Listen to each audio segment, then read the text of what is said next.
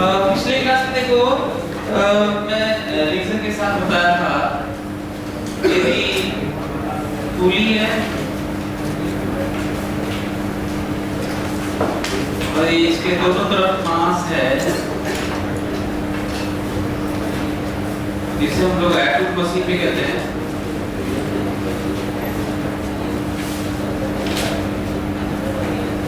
इस वाली रस्सी में कितना टेंशन होगा, दोनों तरफ कितना टेंशन होगा, और ये रस्सी ऐसे ये नीचे जा रही है रस्सी, तो मास भी नीचे जा रहा होगा, ए ऊपर ए और ये अल्फा। जब कोई चीज किसी चीज पे ना सरक रहा हो तो दोनों की वेलोसिटी सेम होगी, और फर्दर भी ना सरके तो लीनियर एक्सेलरेशन उस पॉइंट पे मतलब एक्सेलरेशन सेम होगा। यही रीजन है कि रस्सी स्लिप नहीं कर रही है तो a बराबर अल्फा आप कहते हैं। क्यों ऐसा कहते हैं? क्योंकि इसके घूमने से यहाँ पे जितना लीनियर एक्सेलरेशन होगा तो क्योंकि स्ट्रिंग स्लिप नहीं कर रही होगी तो दोनों का एक्सेलरेशन सेम होगा। यहाँ इस पॉइंट पे ये रिलेशन क्यों आया वो होगा, यदि इसका एक्सेलरेशन a है तो इसके हर एक पॉइंट का एक्सेलरेशन a है और इस पॉइंट का एक्सेलरेशन a है, स्ट्रिंग भी इस पॉइंट का, और यहीं से रस्सी खुल रही होगी तो नीचे जा रहा होगा, और क्योंकि स्लिपिंग नहीं हो रहा है तो डिस्क का भी उस पॉइंट का एक्सेलरेशन सेम होगा। ये रिलेशन क्यों लिखा हूं वो मैं बताया अभी, ठीक है। और इक्वेशन लिख के हम लोग एक्सप्रेशन निकाले थे m2 minus m1g divided by m2 plus m1 plus m by 2 ये था। Yes sir. अच्छा, इसको छोटा ऑब्जेक्टिव क्वेश्चन बनाना होता तो क्या करते हैं, इसको m कर देता, इसको 2m कर देता और इसको भी m कर देता। स्ट्रिंग मासलेस, पुली का मास है, no slipping of string over pulley, तो तब क्या कर रहे होते हैं, यहाँ पे 2m लिख रहे होते हैं, यहाँ पे m लिख रहे होते हैं, यहाँ पे 2m लिखते हैं, यहाँ पे m लिखते हैं और यहाँ पे तो m है, तो कुछ g समथिंग आता ना,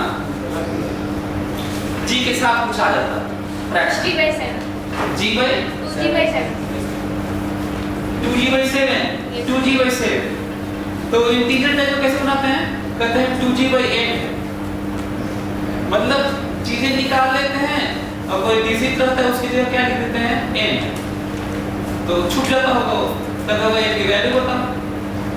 सो इंटीजर टाइप का अलग से प्रैक्टिस नहीं करना होता है, ना ही पैसेज का अलग से प्रैक्टिस करना होता है, जो पढ़ते हैं वही इंटीजर और पैसेज ये सब। मैथ का कॉलम का भी प्रैक्टिस नहीं करना होता है, थोड़ा बहुत प्रैक्टिस ऐसे कर सकते हैं कि क्रॉस चेक के नाम पे कि कौन सा चेक कर लें तो पूरा मैथ का कॉलम हो जाता होगा ना, खासकर ऑब्जेक्टिव वाला, सब्जेक्टिव वाला तो फिर मैचिंग ज्यादा कराना पड़ता है। अल्फा भी सब निकाले थे, मैं इसको बता के तो कॉन्टिन्यूटी में बताना चाह रहा था, दूसरा ये याद दिलाना चाह रहा था कि कोई चीज किसी सरफेस पे ना सरके जिसमें से एक पार्ट रोटेट कर रहा हो, एक पार्ट ट्रांसलेट कर रहा हो किसी मोमेंट पर, किसी पोजीशन पर, तो हमें उसकी वेलोसिटी भी सेम लिखनी होती है और एक्सेलरेशन भी। तो फिलहाल एक्सेलरेशन का इक्वेशन था तो वही लिखा हूं, वेलोसिटी भी लिखना होता तो मैं यहाँ पे क्या लिखता, इस पॉइंट का स्ट्रिंग का भी है तो डिस्क का पुली का भी वहां पे भी होगा, और डिस्क के अनुसार देखोगे तो v बराबर ओमेगा r होगा, तो हर मोमेंट पे क्या होल्ड कर रहा होगा, v बराबर ओमेगा r, ये भी होल्ड करेगा, लेकिन तभी तक होल्ड करेगा जब तक स्लिपिंग ना हो, ठीक है। तो अच्छा ये पढ़ा चुका हूँ, बता चुका हूँ, फिर आगे करते हैं, बस याद दिलाया था आपको। बाकी तो आपको ये याद है कि नहीं कि f equals to a और tau equals to i alpha लिख के ही सब जगह सॉल्व करना है, कठिन से कठिन क्वेश्चन है, हम लोग देख रहे हैं कि वही कर ही रहे हैं। तो आज हम लोग ये करेंगे, फिर नेक्स्ट क्लास से रोलिंग और एंगुलर मोमेंटम पढ़ेंगे। थियोरेटिकली जो नेचर के लॉज है बहुत लिमिटेड है, जो अनरावल किया गया है, जो अनवेल हुए हैं चीजें, कठिन तो इंग्लिश नहीं बोल रहा हूँ। What is unraveling? अनरावल मतलब रहस्य से पर्दा उठाना, मिस्टीरियस चीजों का को बताना, डिस्कवर करना। तो अनवेल मतलब पर्दा हटाना। तो जब ये जितने भी नेचर के लॉस डिस्कवर्ड है क्लियर मतलब टिल नाउ, सो वो उनकी लिमिटेशंस है। इसलिए मैं बार बार बोलता हूँ कि ऐसे नहीं देखना है फिजिक्स को या केमिस्ट्री में तो बहुत सारे एक्सेप्शन भी हैं, तो बड़ा दिक्कत भी करता होगा। मन में कभी आता होगा कि कर याद है मेजर प्रोडक्ट माइनर प्रोडक्ट यदि अगर केमिस्ट्री तुम्हारी सही है पहले बताओ, जब एक्सपेरिमेंट कर लेते तो एक्सप्लेन करते हैं सर। जब कोई रिएक्शन हो जाता है तो पहले क्या निकालते हैं? प्रोडक्ट। तो निकाल लेते हैं फिर एक्सप्लेन करते हैं कि कीटो फॉर्म ज्यादा होगा, इनॉल तो ये तो वो करते हैं सर। हम कहें तुम्हारी थ्योरी सही है पहले बताओ। तो उसके बाद कहते हैं कि वहाँ पे वो ज्यादा इलेक्ट्रॉन अफिनिटी है उसकी, तो बॉन्डिंग ये हो गया, तो स्टेरिक हिंडरेंस हुआ है, तो फलाना पर ढकाना हुआ है, फलाना सुनाते हैं सर। सो फिजिक्स में आप देखेंगे कि ये नहीं कि इसके लिए अलग थ्योरी, उसके लिए अलग थ्योरी, उसके लिए अलग थ्योरी। पूरे ऑप्टिक्स में केवल दो ही लॉ ऑफ रिफ्लेक्शन और लॉ ऑफ रिफ्रैक्शन। चाहे प्रिज्म पढ़ लो, चाहे लेंस पढ़ लो, चाहे मिरर पढ़ लो, चाहे कुछ भी पढ़ लो, दो के लॉ है ही नहीं, लॉ ही नहीं। बाकी थोड़ा बहुत डिराइव फार्मूले हो सकते हैं, जो लॉज है तो दो ही है। सुन के बड़ा अच्छा लग रहा होगा, हाँ? तो ऐसे देखोगे तो ठीक लगेगा कि उसी के डिराइव्ड जो फार्मूले होंगे उसको देखते होंगे तो लगता होगा कि एप्लीकेशन के नाम पे अप्रोक्सीमेट करना है, अलग बात है। लेकिन वो जो थ्योरेटिकल पार्ट होगा ना, जिसके कारण फिनोमेना कोई हो रहा होगा, तो दो ही चीज हो रहा होगा कहीं भी, रिफ्रैक्शन हो रहा होगा और रिफ्लेक्शन हो रहा होगा। इसके अलावा ऑप्टिक्स में है ही नहीं। और लॉ ऑफ रिफ्लेक्शन बहुत सिंपल सा है, रिफ्रैक्शन तो बहुत सिंपल है, स्नेल्स लॉ के अलावा है ही नहीं।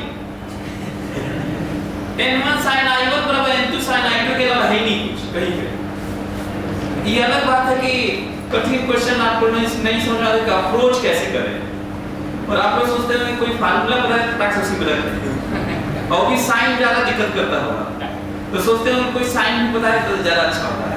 तो इससे बढ़िया आंसर ही सुन लेते कहीं से। तो क्वेश्चन को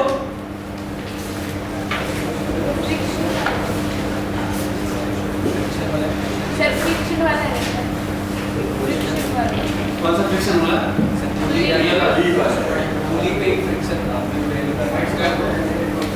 अच्छा क्वेश्चन दिया था कि कहता है एक्सपोनेंशियल और लॉग में आएगा, कोई ट्राई किया? किसी का आया? नहीं आया? अच्छा ट्राई किए कितने लोग किए? ट्राई भी मतलब कि 3 लोग किए, तब तो नहीं ये बताऊंगा। जब ट्राई कम से 50% क्रॉस करेगा तब बताऊंगा। तो मैं इसलिए नहीं समझ जाएंगे, मतलब जब चीजें पढ़ेंगे जैसे नेक्स्ट टाइम रोलिंग और रेगुलर मोमेंटम मोस्ट प्रॉब्ली। अच्छा ये मैं क्यों बता रहा था कॉन्सेप्ट वाला थ्योरेटिकल पार्ट वाला, क्योंकि मैं आपको ये बताना चाह रहा था कि रोटेशनल भले ही बहुत कठिन लगे आपको, अजीब सा लगे कि इसमें बहुत सारी चीजें इन्वॉल्व हो रही हैं, लेकिन लिमिटेशन इसकी इतनी ही सी है कि इनर्शिया सीख लिए भले ही निकालने वाला बहुत कठिन हो जाए, लेकिन उसका अपना वैल्यू है, मास इनटू डिस्टेंस स्क्वायर इसी का सम करना है। टॉर्क हो गया, वेरिएशन अनलिमिटेड है। फिर एक रोलिंग पढ़ेंगे, एक एंगुलर मोमेंटम पढ़ेंगे, उसके conservation, not conservation, no conservation, इतनी सी है बस थ्योरी। तो इतना ही से तो इतने ही में लगाना भी होगा हम लोग, है ना? तो अगले क्लास में ऑलमोस्ट थ्योरेटिकल पार्ट कवर हो रहा होगा, मतलब 90% खत्म हो चुका होगा, 90-95%। 5% में इंस्टेंटेनियस एक्सिस ऑफ रोटेशन देख लेंगे बाद में।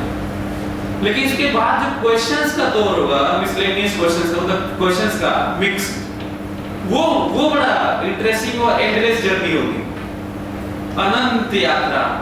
टाइटैनिक मूवी देखे आप? टाइटैनिक देखे नहीं? अच्छा तुम लोग मिथुन वाले हो,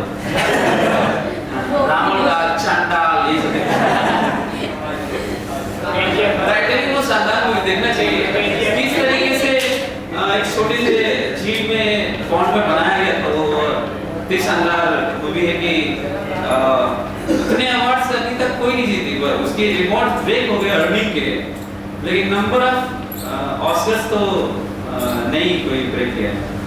तो देखना चाहिए, उसमें शुरुआत में ही है ना, यात्रा पे टाइटैनिक भी कर दी है। कोई सोच भी नहीं सकता था कि इस तरह का कुछ होगा विस्थापन। तो क्वेश्चन लिखिए।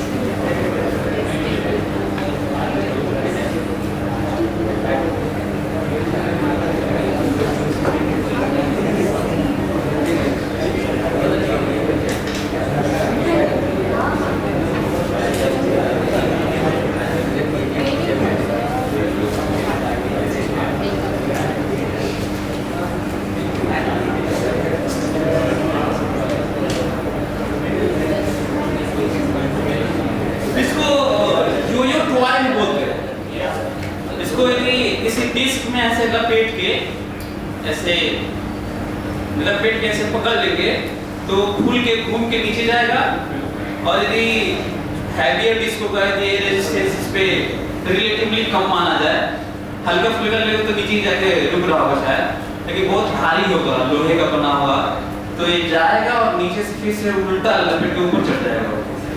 और यदि सारा आइडियल मान ले और एयर रेजिस्टेंस खत्म कर दे तो वो जाएगा उतना ही ऊपर उधर चढ़ेगा। समझ में आ रहा है?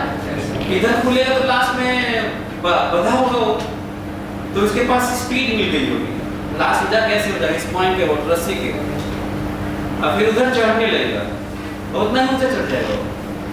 लेकिन रियल लाइफ में क्यों देखते हैं, तो आप डिस्क यूज करते हैं उसमें तो बहुत भयंकर एयर रेजिस्टेंस होता है, सबसे बड़ा एयर रेजिस्टेंस होता है, और दूसरा फिर स्ट्रिंग भी आइडियल नहीं होती, उसमें भी जर्क लगता है लास्ट में जब नीचे पहुंचता होगा तो आप देख नहीं पाते वैसा। लेकिन फिर भी यदि हैवियर एक डिस्क ले लें हैवी, तो आपको उल्टा चढ़ता हुआ तो दिख जाएगा। Anyway, so whole setup is left from rest, whole setup shown in figure,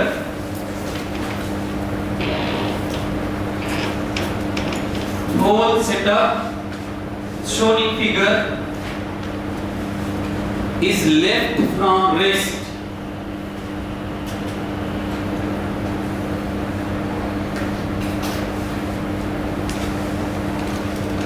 Define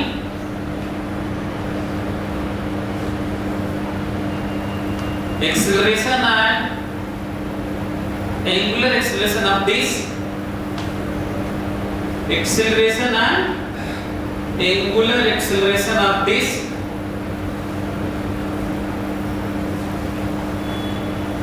also find tension in string, also find tension in string. करिए। अच्छा, बहुत सारी चीजें नहीं लिखा इस क्वेश्चन को, ऐसे भी लिखा जाता कि बहुत कठिन लगता ना, लिखता कि रस्सी इसी के इसके अराउंड लपेटा हुआ है, फिर ये सीढ़ी से बंधा है या कोई पकड़ा हुआ है रेस्ट में, पूरे सेटअप को रेस्ट से छोड़ दिया गया, ऐसे कुछ लिखा रहेगा तो लंबा रहेगा, लंबा हो जाएगा। लेकिन क्वेश्चन यही रहेगा, लंबा लिखा रहेगा। तो कोई चीज लंबा लिखा रहे तो कभी क्या, हमेशा ही मान के सब चल सकते हैं कि उसके सेटअप के बारे में एक्सप्लेन किया गया होगा। लंबे क्वेश्चन से क्वेश्चन कठिन थोड़ी जाता है। तो क्योंकि मैं आपको पढ़ा रहा तो ये सब चीजें ऐसे बता दे रहा हूँ, ओरली बता दे रहा हूँ कि क्या है, जल्दी करिए।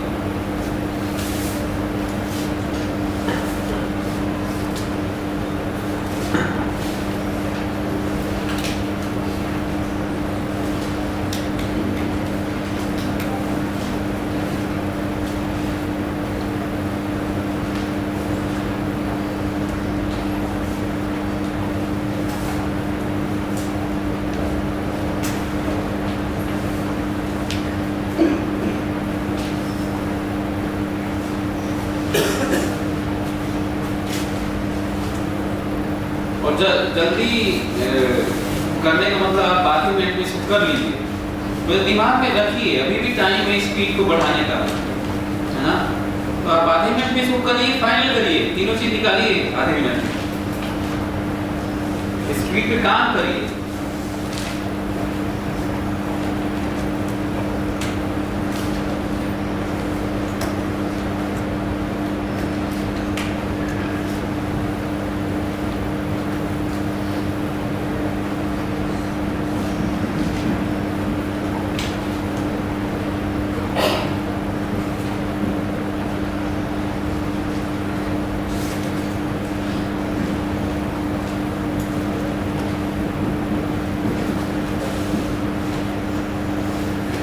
INC का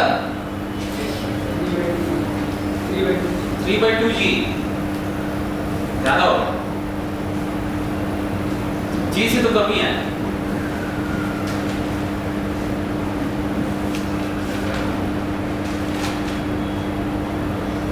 अच्छा, हमको कैसे मालूम चला कि G से कम आएगा?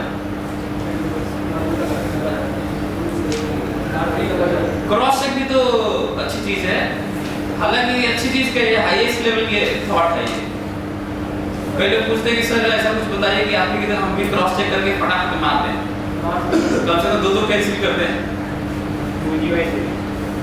तो उसको करने के लिए बल्कि वही नहीं करना, वो बाद में होगा, अपने से होगा। नहीं करने के लिए मतलब आपको मेहनत करना होगा, पढ़ना होगा। क्रॉस चेक केवल वही कर पाएगा जो बहुत ज्यादा करता है। मैं कैसे बताया कि 3G/2 गलत होगा? मैं ये कह रहा हूँ कि फ्री केवल mg लगता और फ्री फॉल होता तो G होता, तो ऊपर इसको टेंशन लग रहा है तो कुछ कमी हो गया होगा, G तो नहीं हो गया।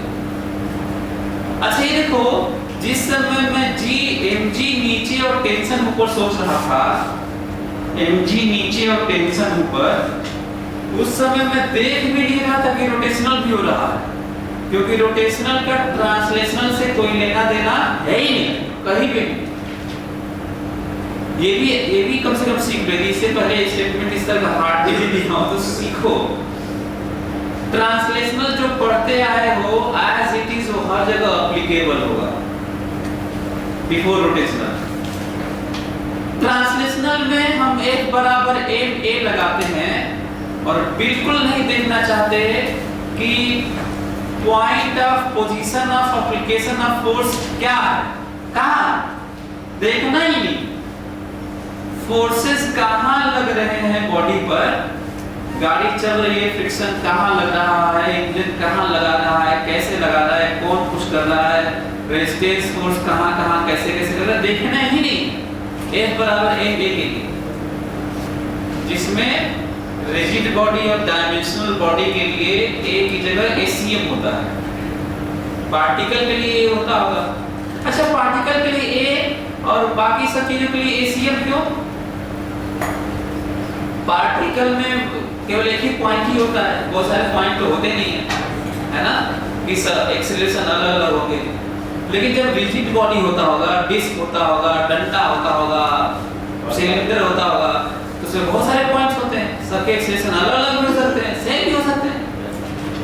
तो जब तुम ये कहोगे कि हम फोर्स नहीं देखना चाहते हैं कहां लग रहा है, केवल नेट फोर्स देखना चाहते हैं, वेक्टर सम अब बराबर m a, तो दिक्कत होगी ना एक इसका, भाई कितने पॉइंट्स है, सबका एक्सेलरेशन अलग अलग है, तो कौन सा है?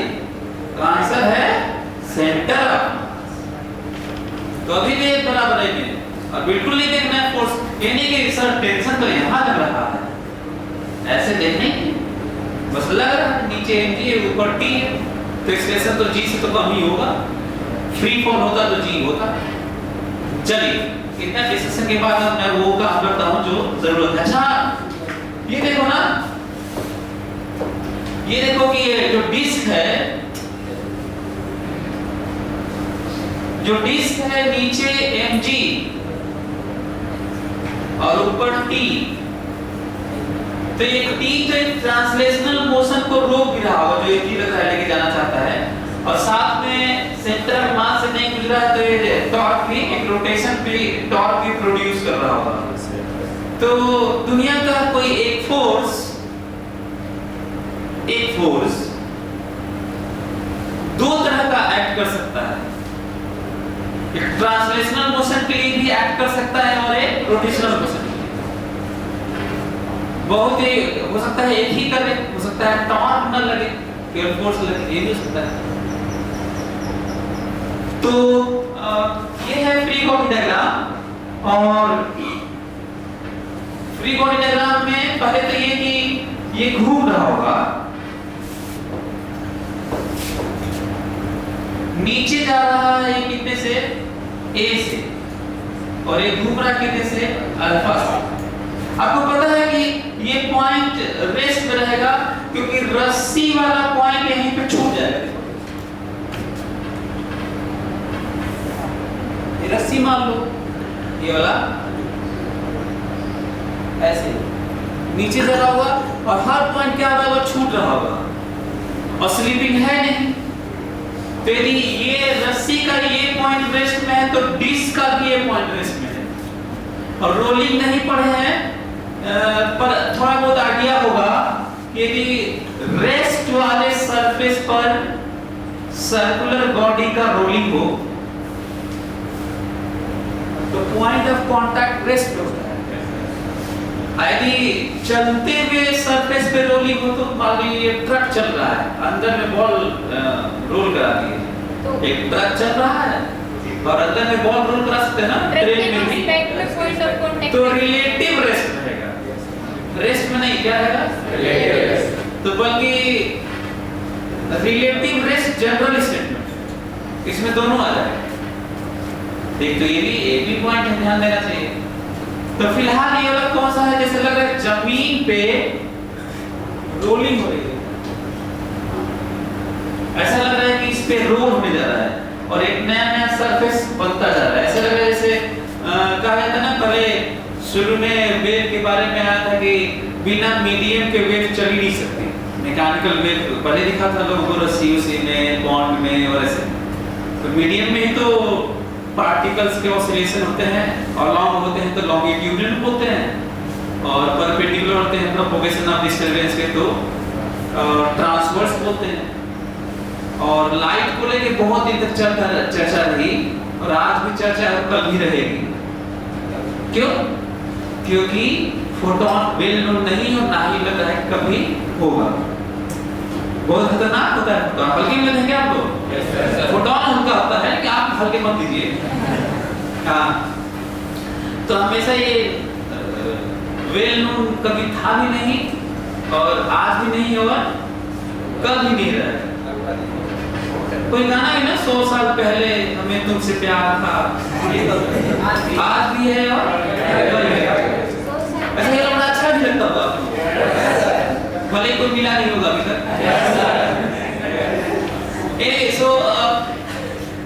अच्छा, फोटोन वेल नोन नहीं है तो बहुत सारी चीजें ऐसा लगता है कि वेल नोन नहीं भी रहेंगी, लेकिन हम लोग उसको जितने भी पर्दे इनफाइनाइट होंगे उनको हटाते रहेंगे, पर्दा दर पर्दा एक हटाते रहेंगे और नया पर्दा दिखता रहेगा, फिर हटाएंगे, फिर कुछ खोज करेंगे और फिर अगला पर्दा। अब पर्दे खत्म होने वाले नहीं है।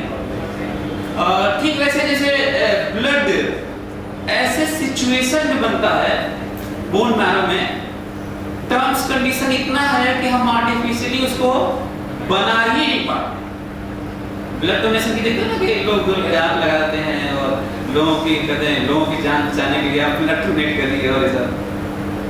तो बॉडी बड़ी आराम से ब्लड तो बनाती है, लेकिन आप अभी तक साइंस इतना डेवलप नहीं हुआ है और ना ही लगता है कि आगे हो पाएगा। वैसे साइंस पे चैलेंज करना थोड़ा मुश्किल लगता है। एज बिग स्टूडेंट अब साइंस तो आप लोगों को भी रिस्पेक्ट करते हुए बोलना चाहिए कि देखो चैलेंज मत करो, और धर्म से लड़ना भी तो नहीं तो बेवकूफ होते हैं ना। तो ये कहना, लेकिन जिस तरह का अभी तक एक्सपेरिमेंट किया गया और ये देखा जा चुका है कि जिस टर्म्स कंडीशन में, जिस सिचुएशन में बोन मैरो में ब्लड फॉर्मेशन होता है वो मुश्किल है। लेकिन पता नहीं यार साइंस के लिए क्या मुश्किल है। कभी कोई सोचा था कि यहाँ से बात करेंगे और अब सामने से देखेंगे ऐसे, हाँ भाई कोई नहीं सोचा था। अब 100 साल पहले कोई बोलता तो कहता कि गोबर हो नहीं सकता, लेकिन अधूरा है। So F equals to M A और टाउ बराबर आई लिखना है। और रिलेशन क्या है देखो, भले ही रोलिंग नहीं पढ़े हैं लेकिन रिलेशन कैसा होता है वो समझने की कोशिश करो। जब ए से ट्रांसलेट करवाते हैं ना सेंटर ऑफ मास को, तो सबको चलता हुआ मानते हैं, और घूमता हुआ मानते हैं तो सबको घूमता हुआ मानते हैं। और सुपरपोजिशन दोनों का होता है, मिलके डिसाइड करते हैं कि किसी पॉइंट का एक्सेलेरेशन कितना हो। फिर सेंटर ऑफ मास जितनी वेलोसिटी से और जितनी एक्सेलरेशन से चलता है उसी डायरेक्शन में हर पॉइंट को चलाते हैं, लेकिन ये नहीं कह रहे हैं कि वही रिजल्टेंट है। मैं कह रहा हूं कि सबको चलाओ उतने ही से हर पॉइंट को, और घूमने से सेंटर ऑफ मास के बाद घूमने से सबको घुमाओ तो कितने इफेक्ट हुए? 2। कौन कौन सा? चलने से सबको चलाना है और घूमने से सबको, और रिजल्टेंट ले लो, डायरेक्शन के साथ दोनों को जोड़ लो, जो आएगा आएगा। चलो देखो जरा यहाँ पे चलने के साथ सबको चलाते हैं, ये कितने पॉइंट्स हैं? सबको चलाओ, और घूमने से सबको घुमाओ। ये भी यहाँ पे लिख दो यार, यहाँ पे भी ये लिख लो, यहाँ पे भी ये लिख लो, सब जगह हर पॉइंट को, हर इनफाइनाइट पॉइंट को सबको ए लिख लो। पर ये मत सोचना कि वही नेट है, कोई एक्सेलरेशन नहीं है, अब एक पार्ट है। और घूमने के बाद सबको घुमाओ। जरा मेरे हाथों में देखो तो ऐसे, ये इधर जा रहा है, देखो ये इधर जा रहा है, ये वाला देखो, ये वाला पार्ट नीचे जा रहा है, ये वाला देखो ये ऊपर जा रहा है। समझ में आ रहा है क्या आपको? ये वाला पार्ट किधर जा रहा है? तो घूमने से घुमा देते हैं इसको। कितने से घुमाएं बताओ? लीनियर लिखना है, अल्फा आर, बोलो। और एक बात याद है, मैं कहा था रेस्ट में है, रोलिंग का जगह पॉइंट छूटता जा रहा है, रस्सी वाला। और स्लिपिंग है नहीं, स्लिपिंग नहीं है तो डिस्क का पॉइंट जो कनेक्शन है, डिस्क का दोनों सरफेस का रिलेटिव रेस्टनेस होगा ना, रिलेटिव रेस्टनेस हर जगह, जनरल स्टेटमेंट। मतलब कि इसको लेके मैं ऐसे भी जाऊंगा तो भी रिलेटिव रेस्टनेस रहेगा। अच्छा, दोनों रेस्ट में नहीं रहेंगे, रिलेटिव रेस्ट में रहेंगे। रिलेटिव रेस्ट कब होता है? जब दोनों की वेलोसिटी सेम हो। रिलेटिव रेस्ट कब होता है? तो रस्सी वाला यदि रेस्ट में रह जाएगा, छूट रही है रस्सी, वहीं पे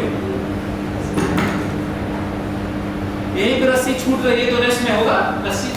देख रिलेशन क्या मिल गया हम लोग यार, क्योंकि रेस्ट पे रहता है तो कितना एक्सेलरेशन भी 0।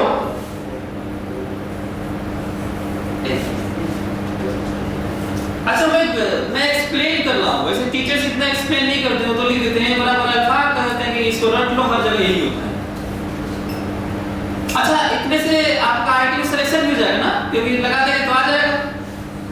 इसलिए मैं बोलता हूँ जो आईटी में जाते हैं वो 2 तरह के लोग जा रहे हैं इसमें। कई प्रोफेसर जो हम लोग के पहले तो रिस्पेक्ट नहीं देते थे जब स्टूडेंट थे, फेल कर दिए 5 विषय में 4 में आपको फेल कर दिए थे। वैसे था तो मैं 5 में वो फिर ईयर बैक लगने वाला था, तो मेरे एक छोटी बुलाया, कहे कि बहुत सारे लोग अगेंस्ट में हैं तुम लोगों के, तो लेकिन अच्छा ये छोटी बहुत अच्छे हैं शर्मा, अच्छे हैं क्या? उस समय हम लोग के लिए थे, अभी तो हैं वैसे, और फुटबॉल खेलते हैं मेरे साथ अभी इस समय, शर्मा सर। तो बुलाए और बोले कि देखो तुम लोगों का अटेंडेंस 4% है। मेरा 4% था, जाजू का 24% था। तो क्या करना ना सर का तो 90% वो पढ़ा को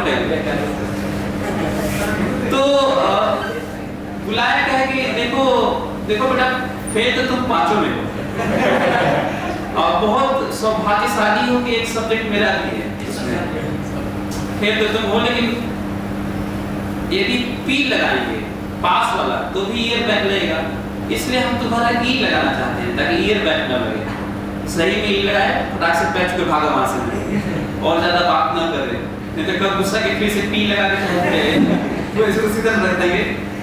फिर एक तरीके से मैं पूरा एग्जाम दिया, एक तो वही बचा था, बाकी जितने भी एग्जाम थे सब प्रैक्टिकल का भी और सब तो सारे नहीं करता प्रैक्टिकल वालों में।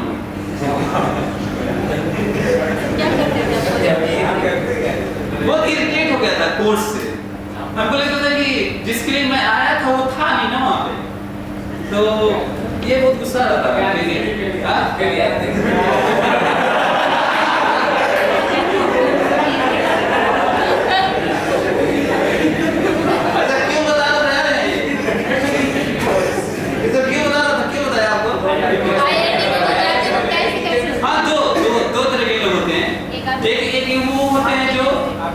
किसी तरीके से अब नहीं होता है कि ये कर लो, ऐसे कर लो, ये ऐसे होता है, ए बराबर अल्फा होता है, हर जगह होता है।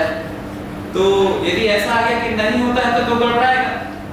आईडी हो गया कि होता है वाले में आ जाएगा तब तो निकल भी तो जाओगे, आईटी में पास हो जाओगे। तो धीरे धीरे वही पास होगे। तो इस समय जो प्रोफेसर हैं वो बहुत बड़ा रिस्पेक्ट देते हैं क्योंकि बहुत बड़े हो गए ना, वो बड़ा नाम हो गया है, उनसे ज्यादा नाम हम लोग का हो गया है।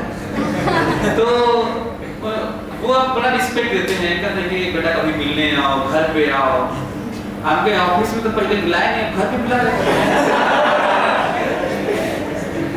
तो उन लोग तो मैं बोला कि बच्चे कैसे आ रहे हैं, तो सभी का एक ही स्टेटमेंट है, इस समय बच्चे ओवर आ रहे हैं ज्यादातर, कुछ अच्छे भी होंगे और ये फैक्ट भी है, सही भी है।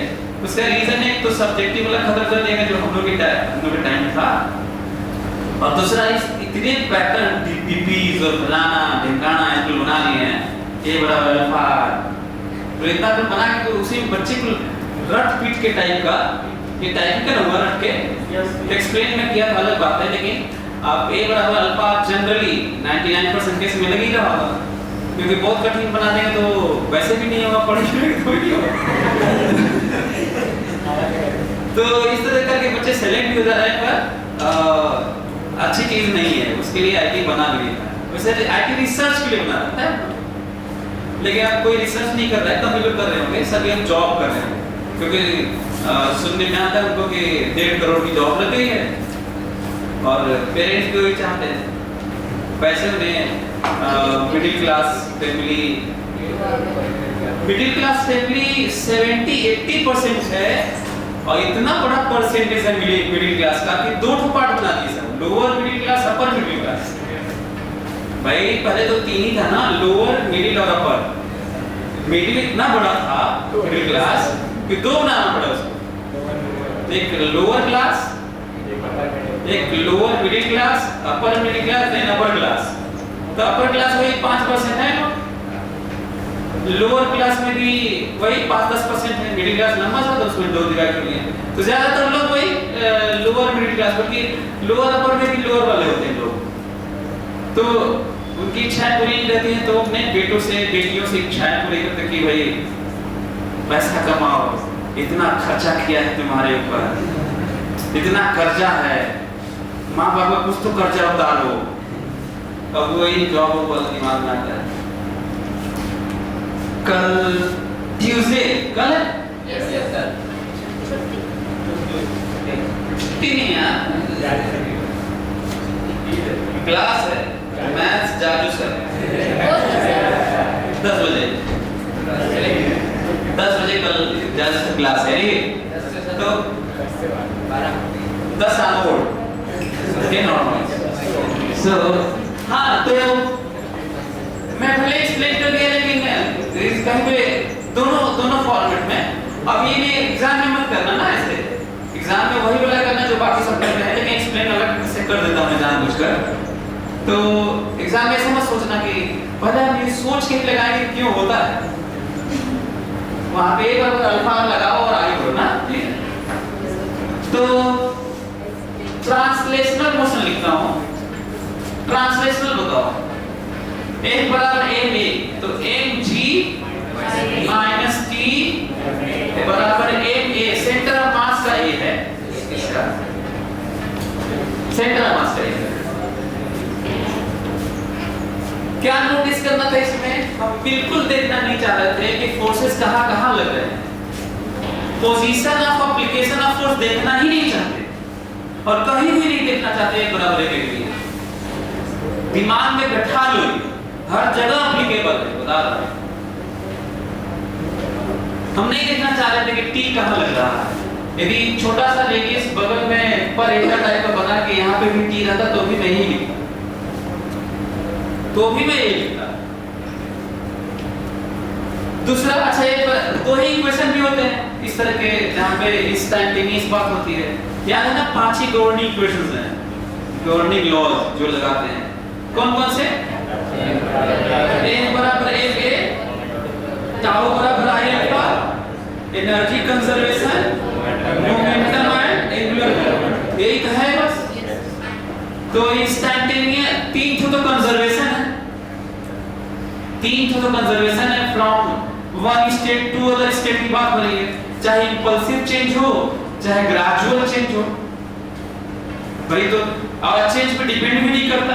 अच्छा इंस्टेंटेनियस होता है, अचानक इंस्टेंट पे चेंज हो जाए तो हम लोग थोड़ा एक्सीडेंटल केस मानते हैं, यही होता होगा ना, इंपल्स एंगुलर इंपल्स आएगा वैसे। अभी इंपल्स तो आ चुका है, पर होता कंजर्वेशन ही, बस अंतर इतना होता है कि वहां से लेकर वहां तक थोड़ा टाइम लगता है तो ग्रेजुअल मानते होंगे, और एक्सीडेंट या ऐसे इंपल्स लगता होगा तो अचानक मानते होंगे, पर रहता conservation he. Before and after करना पड़ता है, just before and just after आएगा, इसमें भी आएगा ऐसे। तो 3 तो कंजर्वेशन है यार, 2 तो इंस्टेंटेनियस हम लोग इक्वेशन लगाते हैं, एक बराबर है a और टाउ बराबर i अल्फा, ये भी ध्यान में रखना। 3 तो कंजर्वेशन में क्या करना होगा, वह एक स्टेट और 2 स्टेट को बराबर करते हो, अभी का मोमेंटम वो दूसरे का मोमेंटम बराबर, दैट इज कंजर्वेशन। टाउ बराबर i अल्फा लिखे, कैसे लिखें? टॉर्क कितना कितना लग रहा है टॉर्क? किसी अबाउट कर रहे हैं, भूल गए। सो जब मैं कहूँ टॉर्क कितना लग रहा है तो क्या कहेंगे आप? तो किसी के अबाउट निकाल सकते हैं, लेकिन बताना होगा किसके अबाउट ना। मैं इसी अबाउट निकालना चाहता हूँ, मना करें आपको क्यों? अच्छा एक और चीज है, एक और चीज मैं बता देता हूँ, तो फोकस करना कठिन क्वेश्चन के लिए। जिसके अबाउट आप निकालना चाहते हैं यदि वो एक्सेलरेटेड है। अच्छा मैं आपको बता दूं कि एक फिजिक्स के टीचर आए थे जिनका MIT में हो गया, IT पवई के थे वो, और वो मेरा फिजिक्स रियल फिजिक्स वाला वीडियो देख के आए थे मेरे लेक्चर्स को, क्योंकि अपार्ट फ्रॉम कोर्स जितना मैं बात करता हूँ उतना इंडियन हमको नहीं लगता कोई करता होगा, कोई करता है? नहीं करता होगा। तो दोनों लेक्चर देख के आए थे, उनका MIT में हो गया, उनके कोलीग्स वहाँ पे काम भी कर रहे हैं, मैं वीडियो शेयर भी कर दूंगा, बल्कि आप देख लीजिएगा, जो MIT में उनके क्लासमेट्स काम कर रहे हैं नैनो टेक्नोलॉजी के ऊपर, सुपर कंडक्टिविटी। MIT जानते हैं ना? हाँ, हमको लग रहा है कि कोलंबिया, हार्वर्ड और MIT ये तीनों पैरेलल में है, जहाँ से Nobel laureates, Nobel prize winners हैं, वो ऑलमोस्ट 99% होंगे। सो वहाँ पे उनका हो गया, वो आए थे मिलने के लिए, खड़गपुर के पास में कोचिंग चला रहे थे, तो बहुत इम्प्रेस्ड थे, क्योंकि मैंने सारे लोगों का वीडियो देखा है कि आप जैसा वीडियो किसी का नहीं। तो आप लोग पिछले जन्म में कोई पुण्य नहीं किए होंगे कि हमसे पढ़ रहे हैं।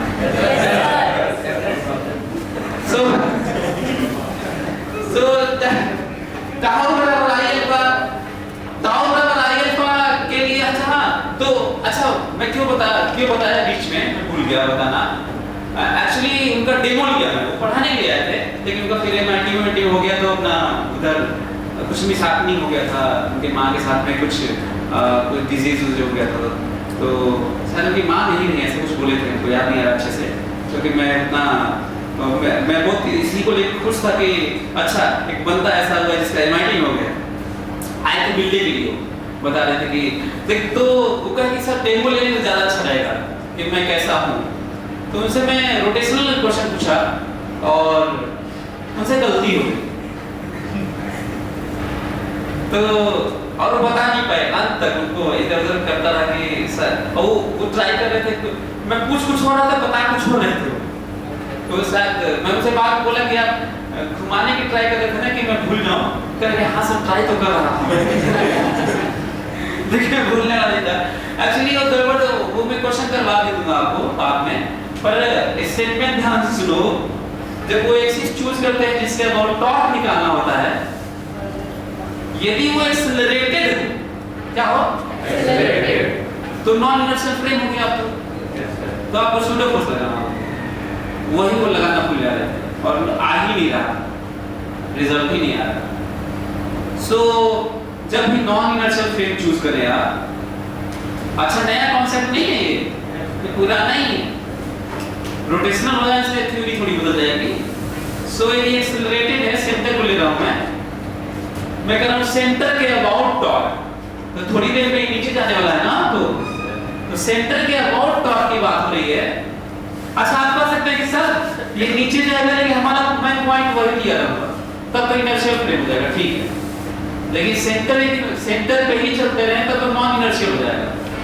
लेकिन खुशखबरी आपके लिए ये है कि वहीं पे रुके रहिए, भले ही डिस्क नीचे चला जाए, चाहे सेंटर के साथ आप जाइए, दोनों ही केस में गलती से सही हो जाए। जानते हो क्यों?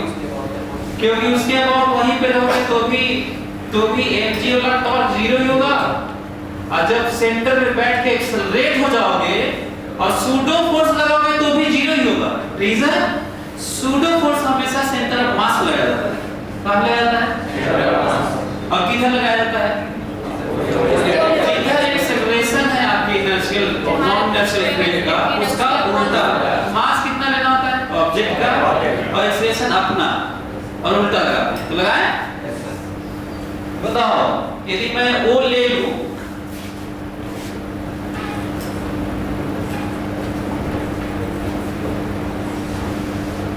तो बताओ एक O यदि एक्सिस ले लूं, सेंटर ऑफ मास ले लूं, तो इधर की तरफ कितना फोर्स सूडो फोर्स लगाना होगा? MA कितना लगाना होगा? और क्योंकि तुम कह रहे कि यही लेंगे, तो बताओ उस MA का भी टॉर्क कितना होगा? 0। तो दिमाग में बैठा लो कि नॉन इनर्शियल फ्रेम के रिस्पेक्ट में भी टाउ बराबर I अल्फा कहीं पे भी लगा सकते हो।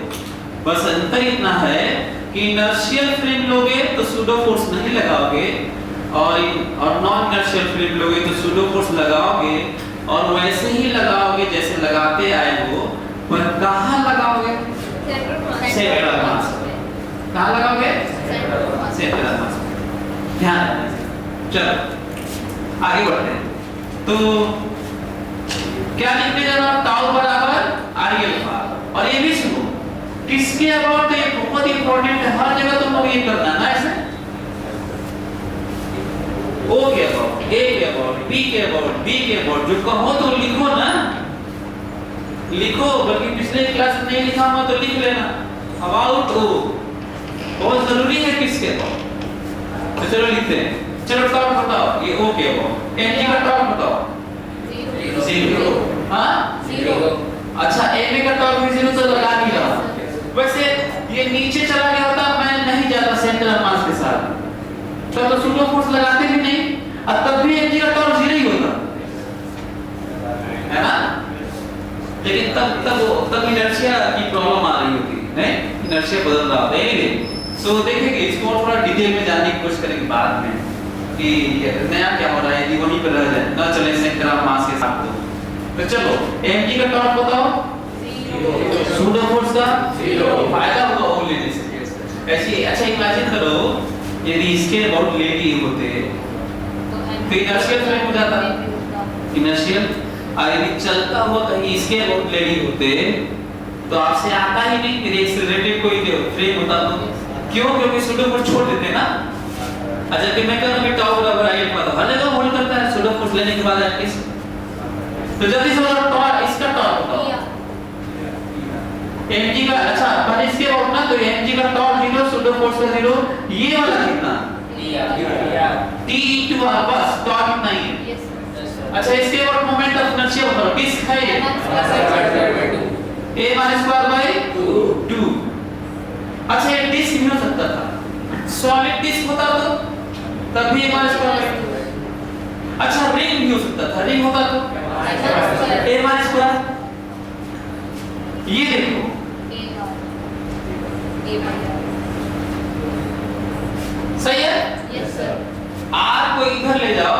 और इन दोनों को जोड़ो, आंसर आ गया। जल्दी करो।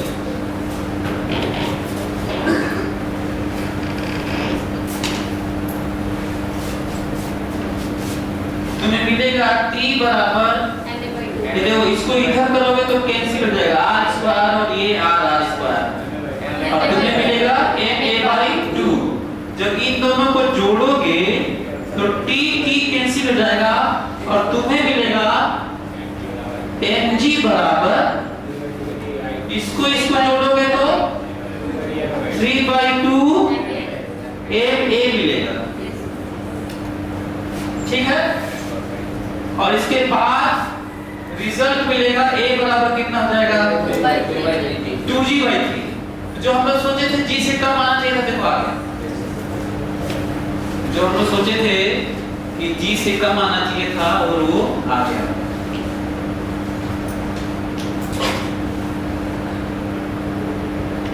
यदि कोई कहेगा कि सेंटर ऑफ मास के अबाउट अल्फा कितना है, तो अल्फा कैसे आएगा बताओ? a/r, तो कितना हो गया 2g/3r।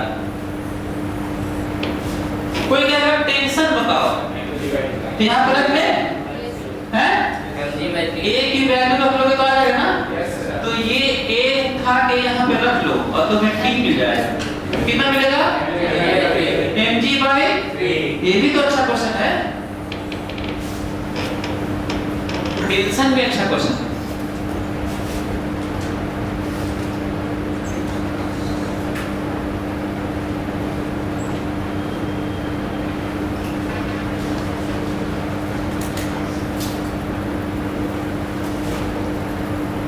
इसमें बहुत सारे और भी क्वेश्चन बना सकते थे कि नीचे ग्राउंड दे देते, कुछ हाइट दे देते, कितने देर में पहुंचेगा, वहां पहुंचते ही मान लीजिए रस्सी खुल जाए तो, और रफ है तो कितने से रोल करेगा, कितने देर बाद प्योर रोलिंग शुरू हो जाएगा, क्योंकि वहां पहुंचने पे तो यदि परफेक्टली इलास्टिक कोलिजन में दिक्कत होगा ना आपको। कोई इंपल्स वाला याद है आप लोगों को? बड़ा खतरनाक क्वेश्चन लिखा था टी करके, तो वो उस टाइप का लगेगा। तो अभी उस पे नहीं जा रहा, मिसलेनियस में कवर करेंगे इस तरह का, देखेंगे। फिलहाल वो उसको कवर करते हैं जिससे आईटी में वो भी तो जरूरी है, थोड़ा बहुत ओरिएंटेशन भी तो रखना है। तो अच्छा, इसमें डिस्कशन के नाम पे जो पॉइंट यहाँ पे है वो सब रेस्ट में है, ऐसा लग रहा है जैसे इस पे रोलिंग हो रहा है। अच्छा, मैं वो बताना भूल गया, बताना बोला, कई बार बीच में चीजें कट जाती है ना, बताने में ही बीच में दूसरा टॉपिक शुरू हो जाता है।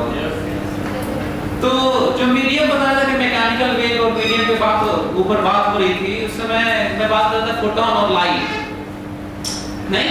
सो बट ईथर का कॉन्सेप्ट आया कि ईथर है जिसमें लाइट प्रोपोगेट करती है, ईथर एक मीडियम है, हाँ, स्पेस। सो बाद में हुआ कि उसकी ऐसा कुछ जरूरत नहीं है, वैक्यूम में भी चलती है और वहाँ पे इस तरह कॉन्सेप्ट ने बाद में इस तरह डिस्कवर हुआ। इलेक्ट्रिक फील्ड, मैग्नेटिक फील्ड खुद ही क्रिएट मीडियम करती है लाइट और उसमें चलती है। ठीक वैसे ही ये सरफेस खुद ही बना रहा है रोलिंग। एक तो ये होता है रोल करता है, और यहाँ पे ऐसा लग रहा है कि नया नया सरफेस एक तो बना रहा है, पीछे सरफेस बनाता हुआ जा रहा है, आगे तो दिख ही नहीं रहा है। तो नया सरफेस बना रहा है, उसी पे चल भी रहा है, ये देखिए नया नया। और ये पॉइंट लगातार किसमें है? रेस्ट। तो उसी तरह नहीं होता है आप लोगों कि अपने से ही मीडियम बना रहा है, सरफेस बना रहा है, उसी पे चल भी रहा है और हो रहा है रोलिंग टाइप का। तो किस समझ में आया आप लोगों को? क्वेश्चन लिखिए। इसी तरह एक और क्वेश्चन, अच्छा इसका नाम भी तो लिख ले यार, कहीं ऐसा ना हो कि कहीं लिखा है यो-यो पता ही न चले। यो-यो तो आया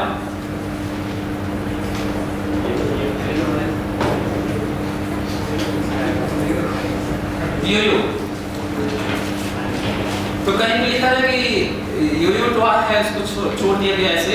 अब मान लो फोटो बनाना तो आइडिया लग जाएगा, मान लो फोटो ही ना बना तो कर चुके भाई, यो-यो लिखा रहेगा, उसमें क्या एक्सप्रेशन बताइए। अब घंटा क्या बताओगे, जानते ही नहीं हो यो-यो क्या है। भाई मान लो एटवुड मशीन नहीं जानते थे आप, उसे ही बोलते हैं। हमारे फोटो नहीं बना तो एटवुड मशीन में है हैंगिंग मास 2 kg 4 kg है, एक्सप्रेशन बताइए कितने से हो जाएगा आपका? मान लिया एक्सप्रेशन की नहीं जानते हैं आप, कहाँ से करोगे? पता ही नहीं ना कि क्या कहाँ आपको पता ही नहीं चलेगा 2 मास 2 kg 4 kg है कहाँ? तो क्वेश्चन लिखिए, इसको यूए और लिखना यूए पर।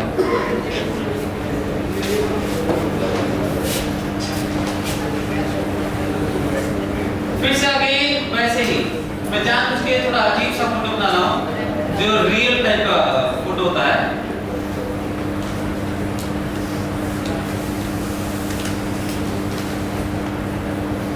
M capital A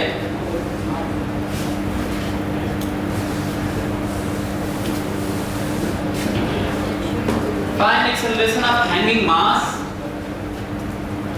find acceleration of hanging mass and angular acceleration of pulley, also find tension in spring, find acceleration of hanging mass and angular acceleration of pulley, find acceleration of hanging mass and angular acceleration of pulley, also find tension in string। Question में क्या लिखा रहेगा? जो axle है जिसमें पुली है वो smooth है और स्ट्रिंग जो रैप्ड है वो आइडियल है, ऐसे सब लिखा जाएगा और क्वेश्चन लंबा हो जाएगा। तो वो सब लिखवाया नहीं क्योंकि थोड़ा टाइम लगने लगा उससे लिखवाने में, तो अपने से मान के अच्छा न लिखा रहे तो कई चीजें बाय डिफॉल्ट आपको अपने से मानना। अब एक्सेल के फिर दुनिया में कोई भी एक्सेल स्मूथ नहीं होता ना, कितने भी ग्रीसिंग कर दो, ऑयल भर दो, ग्रीस कुछ भी कर लो, मिनिमम कर सकते हो, टेंडिंग टू जीरो कर सकते हो, जीरो तो नहीं हो सकता ना, लेकिन आप क्या मानना होता है? जीरो, स्मूथ मानना है। तो बाय डिफॉल्ट कई बार नहीं भी मेंशन है तो कर भी क्या सकते हो, रफ मान लो तो कहाँ क्या कर लोगे, तो कई बार आपको अपने से चीजें माननी होती है, ये भी ध्यान रखना। और आधा मिनट में करो,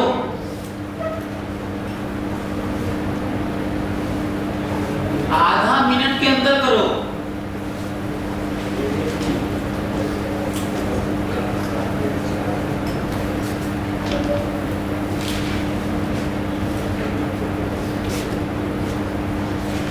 ये तो ये सपोर्ट है ना, और ये एक्सल है ये वाला सेंटर पे कैसा है, देखो ऐसे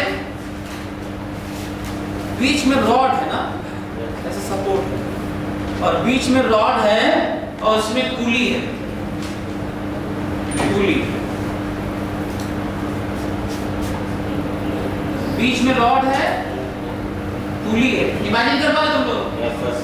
तो ऐसे फोटो से तो पता ही चल रहा ना, ऐसे है, दो सपोर्ट है ऐसे लोहे का बना हुआ, ऐसे कुएं में देखे हुए पानी खींचते हैं जो, तो ऐसे रहता है, रॉड रहता है, उसमें पुली घिरनी होती है। अब इसको मैं ऐसे कर दिया तो ये वाला तो दिखेगा ऐसे, रॉड दिखेगा नहीं आपको, उधर वाला भी नहीं दिखेगा आपको, लेकिन अब पुली अच्छे से दिख रही होगी। जब मैं ऐसे किया था तो दोनों दिख रहा था और रॉड भी दिख रहा था, लेकिन पुली नहीं दिख रही थी ठीक से। तो एक व्यू से तो एक ही दिखेगा, तो इसलिए मैं इसको समझाया कैसे है ना, तो रॉड में है ये और घूमने वाला। जल्दी करो, आधा मिनट के अंदर।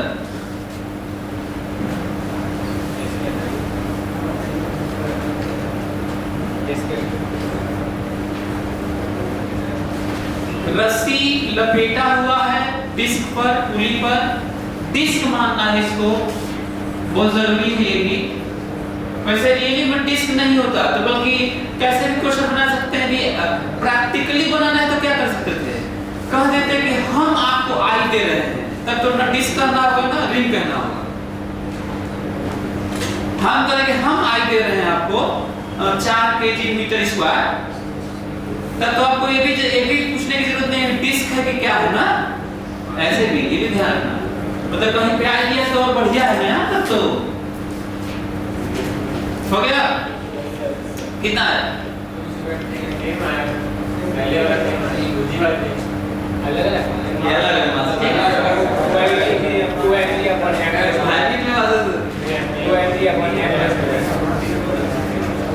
अच्छा मास सेम होता तो वही आता ये है ना, यदि मास दोनों का सेम होता है तो वही आता है। चलिए करते हैं।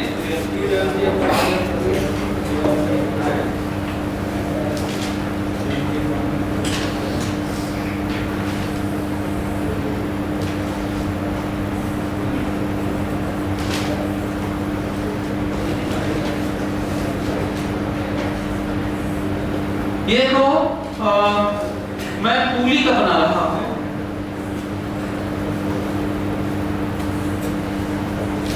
ये नॉर्मल समझ में आ रहा है आप लोगों को? ये नॉर्मल किस चीज का है? जिस रॉड में पुली है,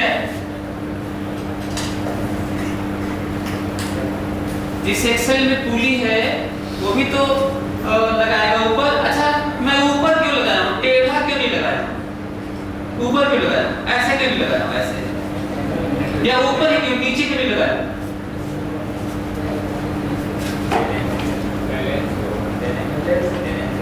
बैलेंस नीचे नहीं गया तो ऐसे में क्या दिक्कत है? ऐसे जब आपको किसी फोर्स का आइडिया ना लगे, भूल गए हो तो सुन लो फिर से।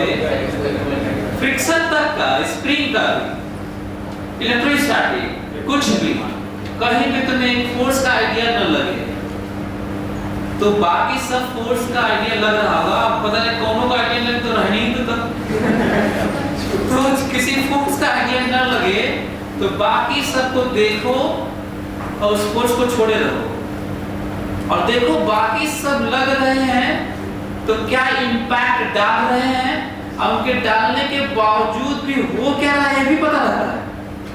तो अब ये सोचना होगा कि वो फोर्स क्या कर रहा होगा। Got it?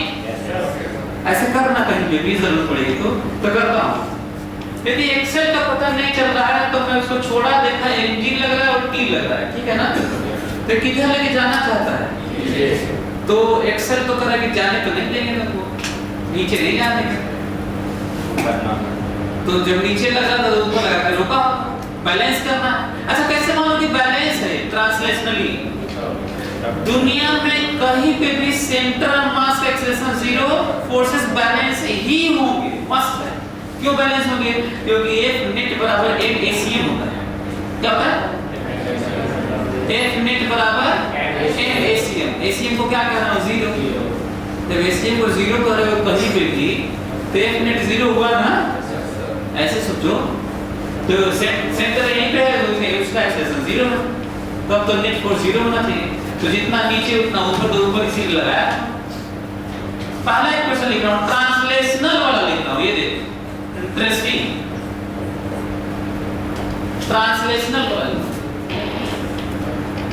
और याद रखना, भरसक प्रयास करना कि दोनों लिखना। हो सकता है कहीं जरूरत पड़े एक ही की तो लिख लेना, ठीक है, लेकिन धीरे धीरे अपना लेवल हाई करो और दोनों ना लिखने के कारण हो सकता है कोई क्वेश्चन ना आए, ध्यान रखना इसका। दूसरा, ये घूम रहा है, माना कि कितना एक्सप्रेशन एंगुलर एक्सिस है अल्फा और कितने जा रहा है ए से। जितना यहाँ पे लीनियर एक्सेलरेशन होगा इसके घूमने से, यहाँ पे देखो उंगली देखो यहाँ पे है, तो जितना एक्सेलरेशन यहाँ पे होगा ये बराबर होना चाहिए। तो बताओ डिस्क का यहाँ पे एक्सेलरेशन लीनियर कितना होगा? अल्फा आर, और वही किसका होना चाहिए? हैंगिंग मास का। तब जितना यहाँ पे खुलेगा उतना ही ना वो नीचे जाएगा, ऐसे सोचो। हालांकि ये सब मैं कब भी करवा सकता था, रोलिंग के बाद ना, रोलिंग के बाद करो तो और ज्यादा समझ में आता आपको। लेकिन हमें लगता है कि यदि हम लोग इस तरह सोचें तो भी ज्यादा दिक्कत नहीं होनी चाहिए आपको। तो बताओ, अच्छा ये ट्रांसलेशनल वाला तो हो गया। अच्छा ट्रांसलेशनल वाला लिखा तो देख भी नहीं, कहां लग रहा है सब, टी कहां लग रहा है, कहां है, कोई मतलब नहीं। अच्छा अब मैं लिखता हूं टाउ बराबर आई अल्फा, तो टॉर्क कितना लग रहा है बताओ इसमें? इसके ऊपर टॉर्क कितना लग रहा है? किसके अबाउट ना? अबाउट देखो तक अबाउट, वैसे इसके अबाउट भी ले सकते थे, इसके अबाउट किसी के अबाउट ले सकते हैं, लेकिन ज्यादा अच्छा है कि आप अच्छे के अबाउट लीजिए। So about O, tau about O, I about O, alpha about O. कई लोग कहते हैं सर इसका इनर्शिया तो ठीक है, इसका इनर्शिया तो ज्यादा हो रहा होगा इसके अबाउट। सर देखा भाई दूर ज्यादा हो तो इनर्शिया ज्यादा होता होगा ना, तो हम सिस्टम में उसको ले ही कहां रहे हैं, हम तो केवल डिस्क का लिख रहे हैं। वैसे दोनों ले सकते थे कि नहीं, कठिन हो जाए, क्यों? क्योंकि इनर्शिया वेरी करने लगेगा, समझना ना, और ना ही उसका रोटेशनल है कि लेना चाहिए, झूठे ही कठिन बना रहे हैं, तो ऐसे भी नहीं करना है। हालांकि लिया टाउ बराबर अल्फा सही है तो है, ये ऐसे ही देखना है। मैं तो कहता हूं कि आप लोगों को इसमें सोचना चाहिए कि क्या दोनों सिस्टम लेने पे आखिर हो क्या रहा है, इनर्शिया बदल रहा है, क्या करें, टाउ बराबर अल्फा कैसे होल्ड कराएं। हां टी तक नहीं रहेगा क्योंकि टी तो इंटरनल हो जाएगा, तो ऐसे सोचना चाहिए। इतना तो मैं अपने टाइम में भी नहीं सोचता था जब मैं तैयारी कर रहा था, तो आप लोगों को सोचना चाहिए, क्योंकि मैं बार-बार बोलता हूं कि जो नॉलेज है, जो आपको रियली में साइंस इसके लिए है, वो आईटी के लिए नहीं होना चाहिए। साइंस को साइंस ही रहने दो, आईटी से लिमिट मत करो उसको। तो लिखते हैं टाउ बराबर अल्फा, जल्दी से बताइए ओ के अबाउट टाउ बताइए, एमजी का टाउ बताओ, ए का बताओ, क्यों 0? व्हाट इज द पास का 0, परपेंडिकुलर डिस्टेंस 0। अच्छा इसका तो 0 नहीं है ना, तो कितना बताओ? अच्छा इसी का, क्योंकि इसी का लिख रहे हैं, इसको तो लिख ही नहीं रहे, क्योंकि यही सिस्टम है फिलहाल। तो बताओ आई बताओ, mr स्क्वायर बाय 2, और याद करो इक्वेशन देखो ये वाला, a को कितना लिखें, a बाय r को यहां डिवाइड कर लो, r स्क्वायर और नीचे भी r स्क्वायर कैंसिल हो जाएगा, सही है? ये टेंशन बराबर a बाय 2, दिस का पुली का दोनों ट्रांसलेशनल और रोटेशनल, एक बराबर a में और टाउ बराबर i अल्फा दोनों लिख दिया, इसका तो केवल ट्रांसलेशनल है। अच्छा किसी के अबाउट देखने में रोटेशनल टाइप का भी ले सकता है, नहीं, change in position of angle, अभी ऐसा एंगल है, तब ऐसा एंगल है, तब ऐसा एंगल, ऐसे। तो किसी ट्रांसलेशनल को किसी दूसरे पॉइंट कहीं और के अबाउट तो एंगुलर भी लगने लगता है, एंगुलर वेलोसिटी बताइए, एंगुलर एक्सेलरेशन बताइए, अच्छा कुछ नहीं। कोई गाड़ी यहां से उधर चल रही है, तो स्ट्रेट लाइन चल रही है, तो स्टडी हालांकि ज्यादा अच्छा है कि ट्रांसलेशनल किया जाए, लेकिन क्या मेरे अबाउट का एंगल नहीं बदल रहा है, हैं? तो कह सकता हूं ना कि जब हमसे 60 डिग्री बना था, तो उस समय बताइए एंगुलर वेलोसिटी कितनी है? अच्छा एंगुलर एक्सेलरेशन कितना है? कांस्टेंट वेलोसिटी जा रही तो भी एंगुलर एक्सेलरेशन होगा वहां से, क्योंकि एंगल पता नहीं वहां पे कितना बदल रहा है, देखना पड़ेगा, हो सकता है ना भी हो। फिलहाल मैं ऐसे क्वेश्चन पर बोल रहा हूं और ऐसे बदल रहा है ना, तो अच्छा क्वेश्चन है ये। एनीवे सो अच्छा इसका लिखते हैं, अच्छा इसका दोनों हो गया, दोनों इसका लिखते हैं, नीचे जा रहा है ऐसे, तो mg ज्यादा कि t ज्यादा कि दोनों बराबर, mg ज्यादा, सो mg माइनस t बराबर मास इनटू एक्सेलरेशन। अच्छा इसी को डिस्कशन में कहा था कि कठिन नहीं बनाना है, यानी कि ओ के अबाउट देखे रोटेशनल देखने लगे, अरे ट्रांसलेशनल वही लिखो। तो इसमें कितने क्वेश्चन केवल एक थे, a बराबर a में, टाउ बराबर अल्फा की जरूरत नहीं है। वैसे किसी के अबाउट इसका टॉप ले सकते थे कि नहीं? मैं कहता कि O के अबाउट M पर टॉप बताओ, निकाल सकते भी नहीं? क्वेश्चन सुनो क्या होगा, मैं कहूंगा कि दिस के सेंटर के अबाउट स्मॉल m पर टॉप बताओ, आंसर 0 है, 0 नहीं है, 0 नहीं है। कैसे मालूम क्यों नहीं 0 है? बताता हूं, इसके अबाउट देखो mg into r,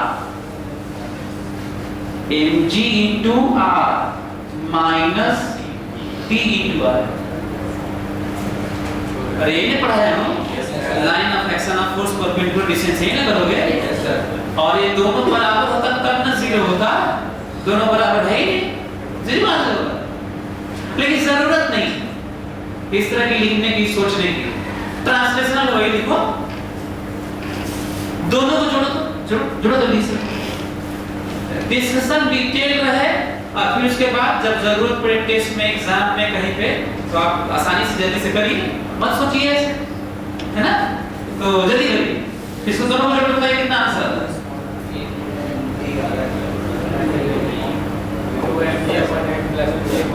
ये दोनों को ऐड किए होंगे तो a बराबर कितना आ गया बताइए?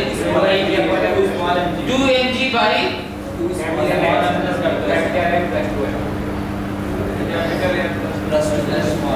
सही है ये? कोई कहेगा रस्सी में टेंशन बताइए तो कितना बताओगे? इसको उठाओ और यहाँ पे रखो, इसको उठाओ, अच्छा यहाँ पे रखोगे तो सही आएगा कि यहाँ पे रखोगे तो सही आएगा? यहाँ पे रखने पे सही आएगा कि यहाँ पे रखने पे सही आएगा? दोनों से सेम आएगा, है ना? दोनों से सेम आएगा, यहाँ पे आसानी से आ रहा है बस, तो यहाँ पे रख लीजिए और आंसर आ जाएगा। रस्सी में टेंशन। यदि ऑब्जेक्टिव बनाना होगा तो ऑब्जेक्टिव का ये भी ऑब्जेक्टिव ही है, लेकिन यदि छोटा ऑप्शंस बनाना होगा तो दोनों का मास सेम कर देते, तो दोनों का मास सेम कर दे तो कितना आता बताओ? 2g/3। और टेंशन कितना आता? mg/3। ये भी इंटरेस्टिंग। अच्छा जल्दी से बताओ, एक्सेल द्वारा पुली पर फोर्स बताओ। अच्छा क्वेश्चन। एक्सेल द्वारा पुली पर फोर्स बताओ, या पुली के द्वारा एक्सेल पर एक ही बात, मतलब मैग्नीट्यूड। चलिए एक्सेल के द्वारा पुली पर फोर्स बताओ। ये 4mg/3 small mg plus mg/3। यदि दोनों का मास सेम हो तो, नहीं तो ये वाला मिला जो आएगा। सो स्मॉल mg, यदि दोनों का मास सेम हो तो small mg plus mg/3, answer कितना? 4mg/3। कई लोग कहेंगे सर आपका क्रॉस चेक फेल हो गया, नीचे mg और ऊपर लग रहा है 4mg/3, देख के हमारे घर जाएगा एक बजे लग रहा था, मानो पुली ही देखना है तुम्हें, तो पुली पर एक टेंशन की जरूरत है यार, तो ऐसे देख। और अच्छा क्वेश्चन है, एक्सेल द्वारा पुली पर फोर्स, बढ़िया क्वेश्चन है। अच्छा ये सर ये वाला एग्जाम में खूब आ चुका है, ये सारे एग्जाम में आ गया, और क्योंकि बहुत सारे सेट बना रहे हैं तो अभी भी चांस है, बहुत सारे सेट बनाने में उनके पास ऑप्शन और क्वेश्चन की कमी पड़ जाती होगी ना, तो रिपीट हो जाता है सब जी मेन, तो चांस है, काफी ज्यादा चांस है कि ये फिर से आ जाए किसी सेट में। फिर समझ में आया आप लोगों को? हाँ अच्छा यदि इसको कठिन बनाना होता ना तो कह देता कि एक मास है और रस्सी जो लपेटा हुआ है उसका भी लेंथ l है और मास m है, और इसका कैपिटल N है, तो ये नीचे जा रहा होगा तब दिक्कत होगी ना, तब छोड़े थे जब यहाँ पे चिपका हुआ था। So what is acceleration of log as a function of time, दिक्कत होगा ना। तो हमको लगा फिर से कोई कहीं लॉग होगा एक्सपोनेंशियल इधर कहीं तो बड़ा खतरनाक ना जाए। क्वेश्चन समझ में आ रहा है क्या बोल रहा हूँ? मैं कह रहा हूँ कि रस्सी का मास दे दिया, मास उसका भी m है, डिस्क का कैपिटल M है, और l लेंथ की रस्सी है और इस पे रैप है ना, रैपिंग उसकी, और ये शुरू में यहाँ पे था ये, मतलब जो हैंगिंग लेंथ था फिक्सिंग था 0 था और उसको छोड़ दिए। बताना यह है कि acceleration of m as a function of time, as a function of x going down, x distance going down, ये थोड़ा आसान होगा। x दे दूंगा तो आसान होगा, टाइम दूंगा तो हो जाएगा, x दूंगा तो क्यों आसान होगा? तुम क्या करोगे, ये वाला x कर लोगे, हैं? टॉर्क के नाम पे ये वाला पूरा लिखोगे, पूरे मास, रस्सी वाला भी मास लिख लोगे। समझ में आ रहा क्या बोल रहा हूँ? रस्सी वाला भी तो मास है, उसका भी तो mg और होने लगा, तो ऐसे करना होगा, थोड़ा कठिन हो जाएगा। इसको मिसलेनियस में डालते हैं बाद में, नहीं पता लगी अभी डिस्कस करने लगा तो अभी तो तुम भागे हैं अगले क्लास में आधा और तो ज्यादा अच्छा है कि अभी वैसे ना जिसे भागना तो भागे। हाँ तो बिजनेस में करेंगे नहीं Yes. अच्छा तुम सबका जिम्मेदारी ले रही हो नहीं ये नहीं सकता ना कल तो चुपके से दिमाग में आ रहा है कि अब लग रहा है आउट ऑफ कोर्स जा रहा है धीरे धीरे तो इसलिए अगले क्लास में नहीं आया चलिए क्वेश्चन लिखिए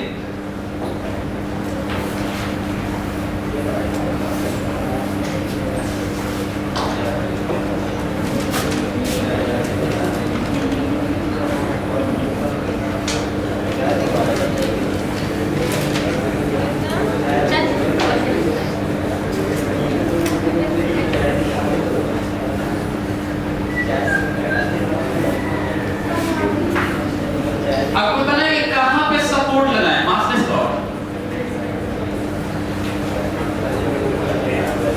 आपको बताना है कहाँ पे सपोर्ट लगाएं कि ये पूरा सिस्टम बैलेंस्ड है find position of support P on rod on master slot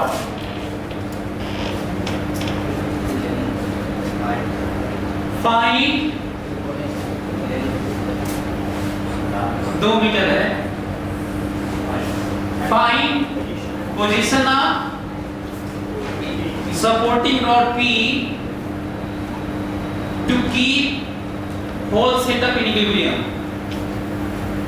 Find position of supporting rod P to keep whole setup in equilibrium.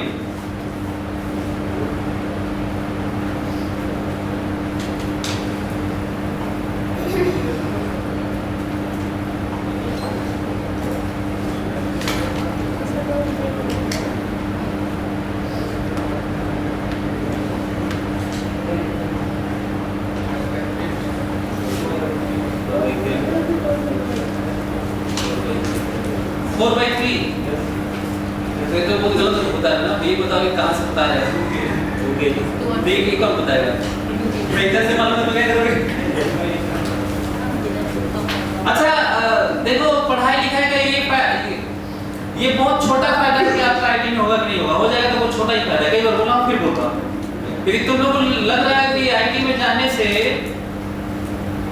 पूरा जीवन बदल जाएगा तो जीवन ही बदलेगा मैं बता रहा हूँ कितना बदलेगा आपको बड़ी रिस्पेक्ट मिलेगी आपके घर में और ये सब होगा 4-5 साल तक लेकिन आपकी जीवन नरक होती चली जाएगी यदि आप फर्दर अच्छा नहीं करेंगे ये एंडलेस जर्नी इन लाइफ ना एंडलेस जर्नी आपके लाइफ के रिस्पेक्ट में ये बहुत छोटा पड़ाव होगा आईटी में होना नहीं होना क्योंकि मैं ज्यादातर लोगों को उनको खुश देख रहा हूँ जो बल्कि आईटी में नहीं गए हो डिप्रेस्ड हो गए जितने भी आईटी में जाके जॉब कर रहे हैं जिनका 1.5 लाख की सैलरी है उनका खर्चा भी उसी तरह का मेट्रोपॉलिटन सिटी कॉस्मोपॉलिटन सिटी में है पैसा कम बचा पा रहा है तो वो स्विच करके 2 लाख पहुंचाना चाहता है पर मंथ 3 लाख 2.5 लाख ताकि कुछ पैसा और बच जाए तो वहां का जो रेट है अच्छे पोजीशन के फ्लैट का 1 करोड़ 2 करोड़ तो इकट्ठा कर करके फ्लैट मिला जाता है 2 BHK और बल्कि शादी भी उस लड़की से या लड़के से करना जाता है कि 2 लाख उसका भी रहेगा और 4 लाख हो जाएगा तो जल्दी से जो EMI होगा उसको भरो लेके थोड़ा ऐसे और ये जो इस तरह की सोच के साथ जो ये साल दर साल निकल रहा है ना पूरी लाइफ खत्म हो जाएगी डिप्रेस्ड हो जाएगा सर तो ये नहीं करना है मैं तो कई बार बोलता हूँ कि उनको मैं ज्यादा खुश देख रहा हूँ जो झुग्गी झोपड़ी वाले होते हैं दारू पी के तू नमस्ते ना लगा जब लिपस्टिक नहीं लगा तो ज्यादा खुश नजर आ रहे हैं मुन्नवर राणा का एक शेर है कि सो जाते हैं फुटपाथ पर अखबार बिछाकर मजदूर कभी नींद की गोली नहीं खाते हमारे जो दोस्त है कुल नींद की गोली खा रहे सर मैं तो जब गोली खा रहा था दिमाग स्लो करने के लिए खा रहा हूँ। मेरा दिमाग बहुत तेज चलता है ना। तो अच्छा क्यों बताने लगा ये?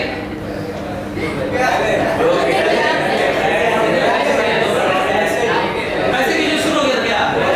ये नहीं हो सकता।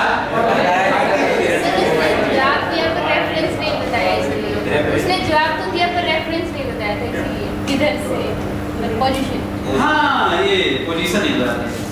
तो इसके बाद मैं बोला था कि हम लोग के अच्छा हाँ राइट यहाँ शुरू किया था कि पढ़ाई लिखाई का तो आईटी होगा नहीं होगा, बल्कि इतनी क्लैरिटी रहे कि जब आप बोल रहे होंगे तो आप बताएं कि पोजीशन कहाँ से बता रहे हैं। ये ज्यादा इंपॉर्टेंट है कि आप ये ज्यादा इंपॉर्टेंट है बजाय कि आप आईटी होगा नहीं होगा। ये ज्यादा जरूरी है। आप कितना अच्छा बोल पा रहे हैं, अपनी चीजों को कितना अच्छे से रिप्रेजेंट कर पा रहे हैं, क्योंकि ये स्किल डेवलप हो रही है। साथ में नॉलेज, नॉवेल्स, किताबें पढ़ रहे हैं, कोटेशन कोट कर रहे हैं अपने बातों में। ये ज्यादा अच्छा है कहीं कि आप आईटी हो जाए। अच्छा आईटी हो जाए तो और अच्छा है ना, लेकिन उससे ज्यादा जरूरी कि ये करते रहे। मतलब आप आईटी में भी जाएं तो किताबें पढ़े, लोगों के बारे में पढ़े, कुछ बड़ा करने की सोचे। और जिसके लिए आईटी बनाया गया तो वो करे, रिसर्च करे, या फिर कोई शुरुआत करे स्टार्टअप या इनिशिएटिव, ये ज्यादा अच्छा है। तो मैं जितने भी बच्चे होते हैं मैं उनको बोलता हूँ कि जॉब के लिए मत जाना, आईटी में जाना, कुछ अच्छा शुरुआत करना, जैसे हम लोगों ने किया। सो ये देखो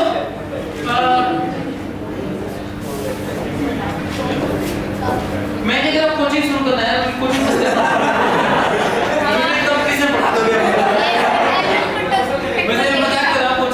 कोचिंग फील्ड में बच्चे आ गए तो अच्छा लगता है, तो आप शुरू कर सकते हैं। तो हमें खुशी होगी, ठीक है। मैं बाकी से नहीं हूँ मैं।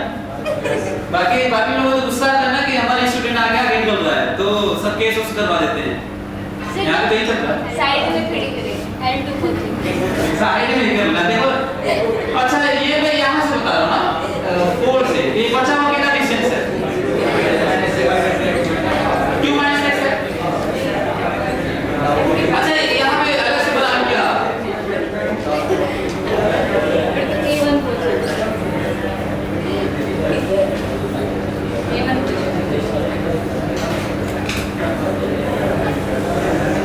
फ्री बॉडी डायग्राम देखो, ध्यान से सुनना। मैं 20 तब लिख रहा हूँ जब ये सभी को लिख रही है मैं translational as well as rotational. Focus करो क्योंकि तुम भले ही निकालनी होगी और क्वेश्चन बहुत छोटा है, 9वीं क्लास का है ये, 9 में भी है, ठीक है। लेकिन अभी इसके बाद कठिन होता चला जाएगा इसी में। तो ये 20 तक लिख रहा हूँ जब नॉट ऐसे नहीं, सब पहले रोटेशनल इक्विलिब्रियम है 20 और यहाँ पे 40 और यहाँ पे सपोर्ट M, दूरी 2 - x और ये x। मानना ये A है, ये B है और C है और ये B तो है नहीं।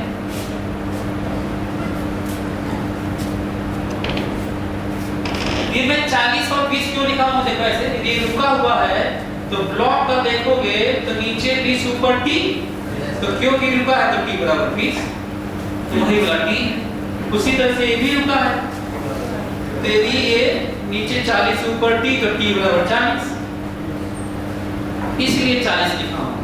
इमेजिन करो कि ये सपोर्ट को मैं सेंटर में लगा देता।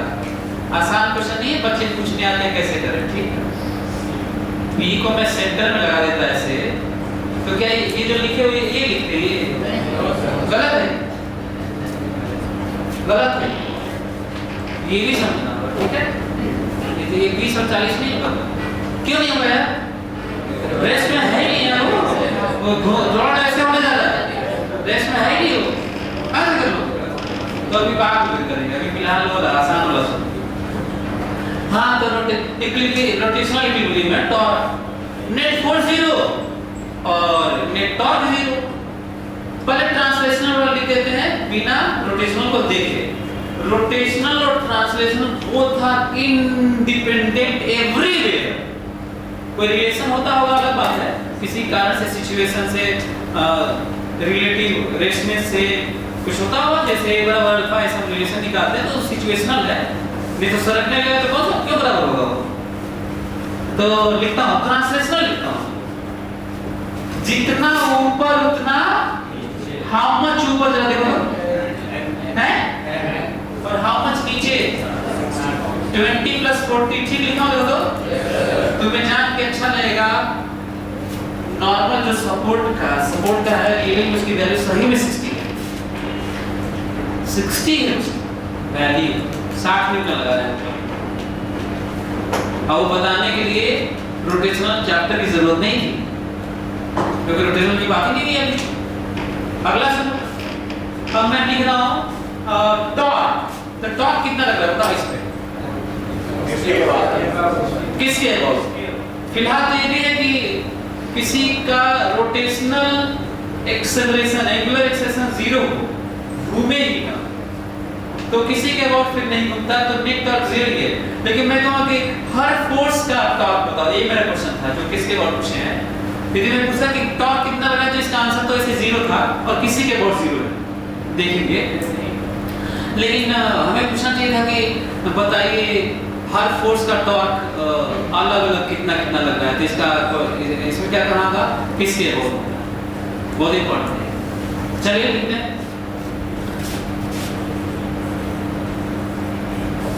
अबाउट ए लिख लें क्या, अबाउट ए, अबाउट बी लिख लें, अबाउट बी।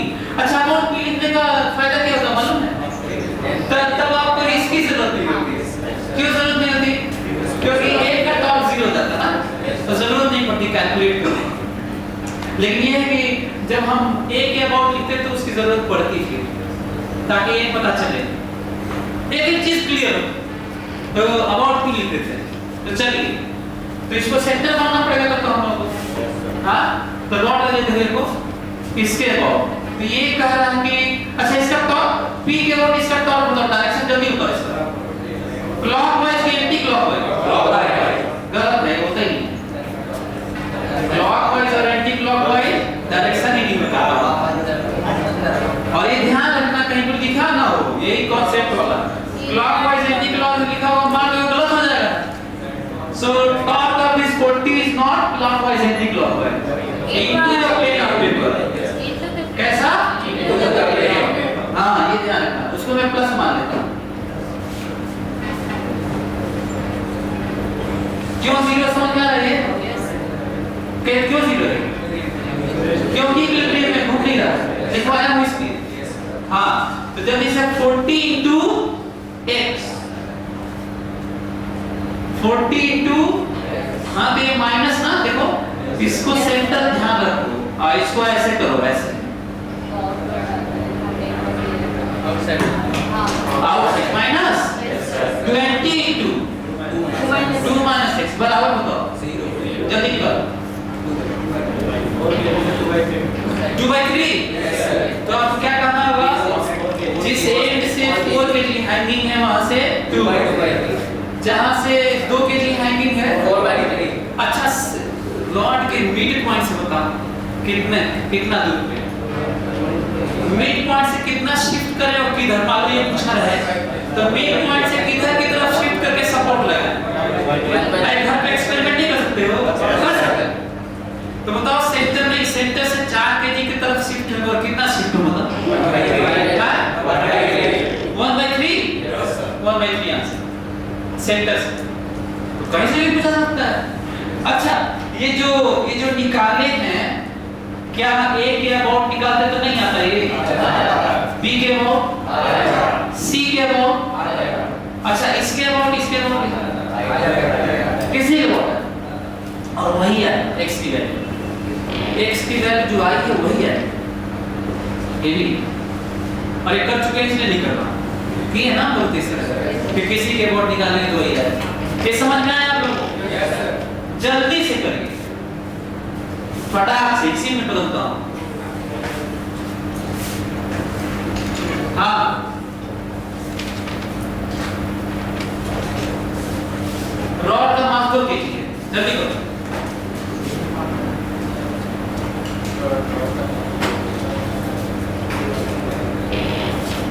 मासलेस रॉड नहीं है, रॉड का मास 2 केजी है।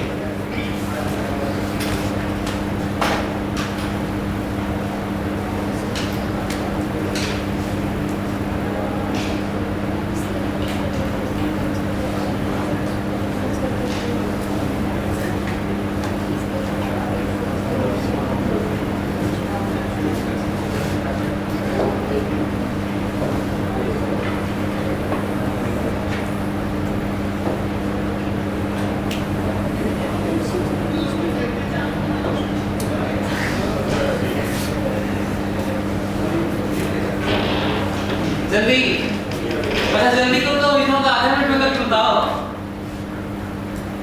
स्पीड पे काम करो ना, स्पीड पे काम करते हुए इतना ज्यादा स्पीड कर लो कि इंडिया में सबसे हाईएस्ट स्पीड आपकी रहे। इस तरह का सोच के साथ चलो, सबसे ज्यादा स्पीड।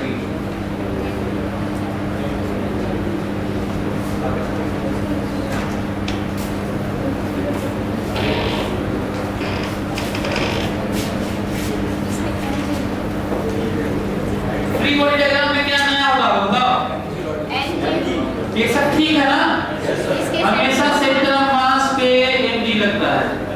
कहाँ पे mg लगता है? यदि बहुत बड़ा सा ऊंचाई तक हो तो सेंटर ऑफ ग्रेविटी पे। वैसे हम लोग के लाइफ में सेंटर ऑफ मास और सेंटर ऑफ ग्रेविटी क्या होती है? सेम, हर बॉडी रिलेशन। तो जैसे एक ही बात है, इसीलिए किताबों में आपको सेंटर ऑफ ग्रेविटी फॉरेन के बुक्स में मिल जाएगा, है ना? और सेंटर ऑफ ग्रेविटी की बात ज्यादा करना क्यों जरूरी है? क्योंकि सेंटर ऑफ मास का application he centre of gravity type के लिए हर जगह हो रहा है। तो क्यों ना सेंटर ऑफ ग्रेविटी की बात करें। तो दोनों एक ही बात है फिलहाल के लिए जो हम लोग पढ़ रहे हैं। इंडियन कॉन्टेक्स्ट में बात करें तो सेंटर ऑफ मास खूब ज्यादा पॉपुलर है, जबकि ज्यादा पॉपुलर सेंटर ऑफ ग्रेविटी होना चाहिए। और दोनों को बराबर क्यों कर दिया जाए? क्योंकि जी सेम मानते हैं अपने लाइफ में, तो दोनों सेम रहते हैं। सो ये रहा 20 और फ्री बॉडी डायग्राम कंप्लीट हो गया। अभी भी सपोर्ट वैसे ही माना हूं, x दूरी माना हूं, 4 केजी से माना हूं और चीजें वही हैं, बस रॉड का भी मास लिख दिया हूं, mg लिख दिया हूं बस। बाकी रोटेशनल इक्विलिब्रियम की बात हुई थी। अच्छा जो अभी क्वेश्चन कर रहे होगे उसमें केस बना लो ना, given mass of rod is 2 kg, case बना लो। तो अबाउट p टाउ p 0 सही कितना होगा?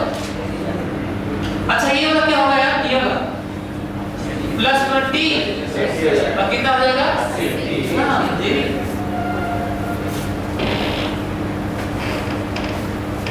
और किसी के अबाउट निकालोगे आंसर सेम आएगा। यदि सही करोगे तो, गलत करोगे तो बात है। किसके अबाउट ठीक रहेगा? p के अबाउट ही। वैसे किसी और के अबाउट भी करोगे तो कोई दिक्कत, बस p के अबाउट लिखने से ये होगा कि भाई इसकी जरूरत नहीं पड़ेगी, ट्रांसलेशनल इक्वेशन। लेकिन किसी और के अबाउट करोगे तो इसकी जरूरत पड़ेगी, राजा का भी वही आएगा। तो करते हैं p के अबाउट ही कर लेते हैं जल्दी से। तो इसको प्लस मान लेते हैं, इसको सेंटर मानो और ऐसे घुमाओ। तो बताओ कितना लिखूं? 42 सही है? अच्छा इसका बताओ, ये माइनस ना, इसी एक ना सेंटर मानोगे, इसको सेंटर मान के घुमाओ, सर्कल बनाना है ना, तो बाहर होगा माइनस 20 दूरी बताओ। यदि ये x है तो ये सेंटर से ये दूरी तो 1 फीट है ना, तो ये दूरी ना देखें तुम्हें 1 - x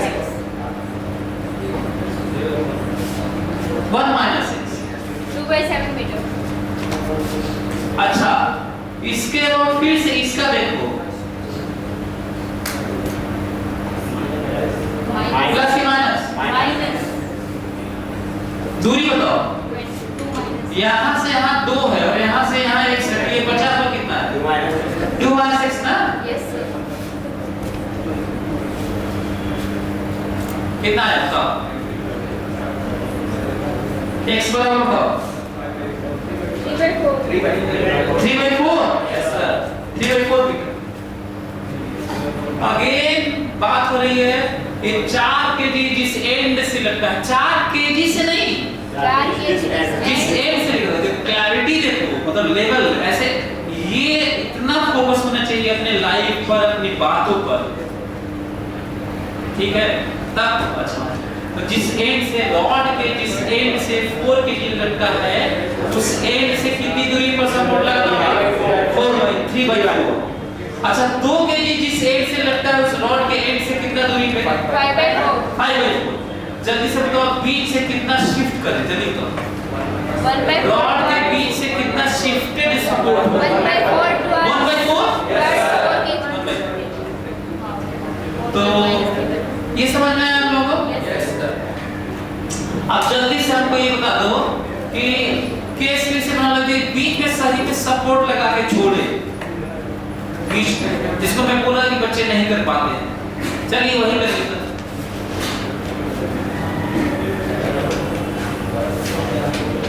हाँ,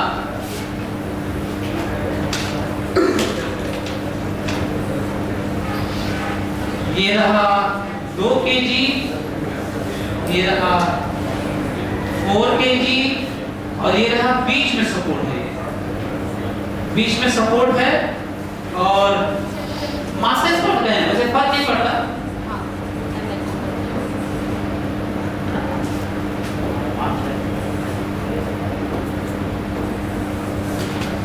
हाँ, 2 मीटर बीच में सपोर्ट लगा है। आपको बताना है, whole setup is left from rest, find angular acceleration of rod, initial angular acceleration of rod. Whole setup is left from rest, find initial angular acceleration of rod.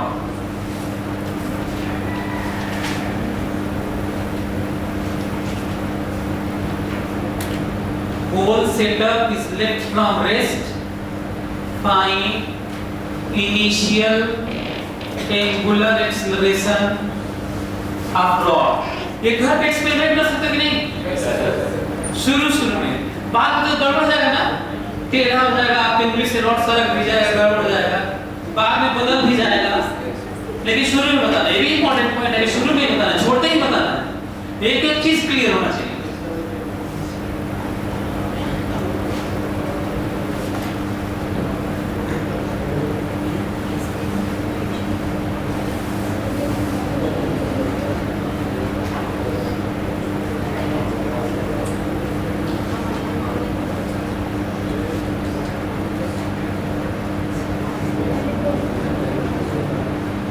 अच्छा, देखते हैं कि कितने लोग बिना किए ऐसे बता सकते हैं। मैं कहूँगा दोनों रस्सी में टेंशन सेम है। कितने लोग सहमत है कि दोनों रस्सी में टेंशन सेम है? रेज रहा है। दोनों रस्सी में टेंशन सेम है, जो लटका हुआ है, दोनों मासेस, दोनों रस्सी में, जिन रस्सी से लटके हुए हैं 2 kg 4 kg, दोनों रस्सी में टेंशन सेम है। कितने लोग सहमत है? और आंसर है इससे। पता है क्यों? क्योंकि ये मासलेस रॉड है ना, मासलेस रॉड मतलब इनर्शिया लेस बॉडी पर नेट टॉर्क 0 ही होता है। ठीक वैसे ही जैसे ट्रांसलेशनल के लिए मासलेस बॉडी पर नेट फोर्स 0 होता है। ठीक है, तो ये मुझे बताओ, यदि मासलेस रॉड है तो T/1 इसके बाद, अच्छा किसी के बाद 0 होता है, ये भी जानो। तो यहाँ पे T1/1, T2/1, T1/T सेम। चलो अब आगे करो। इसलिए तो बोला था कि बच्चों से नहीं होता है, अलग अलग ले लोगे, थोड़ा करोगे वैसे बाद में आ जाएगा। यदि सही करोगे, मेहनत करोगे तो फिर बराबर भी आता है वैसे बाद में। जल्दी करो।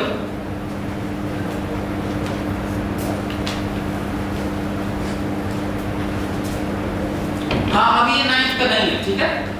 9th वाला वही था जो बैलेंस था ना, हमको याद है कि 9th में किया तुमने इसको, यूपी बोर्ड में खास कर।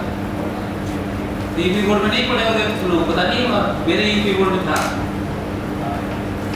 वो बैलेंस वाला पार्ट था, जो 4 × x था और 2 × 2 - x था।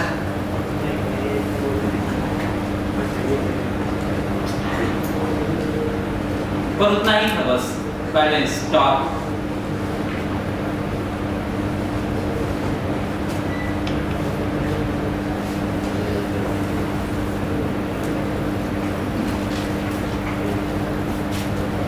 और जल्दी करो, ये भी बैठे मत रहना ना, दिमाग में लगा कि जल्दी करना है। किसी का आया? चलो मन में सोच लेते हो कि सलाह तो करेंगे तो ज्यादा मेहनत करने की क्या जरूरत है। हल्का फुल्का आइडिया लगाया, नहीं आया तो अभी आप ही बताइए। ऐसे थोड़ी अच्छा होगा तुम्हारा एग्जाम।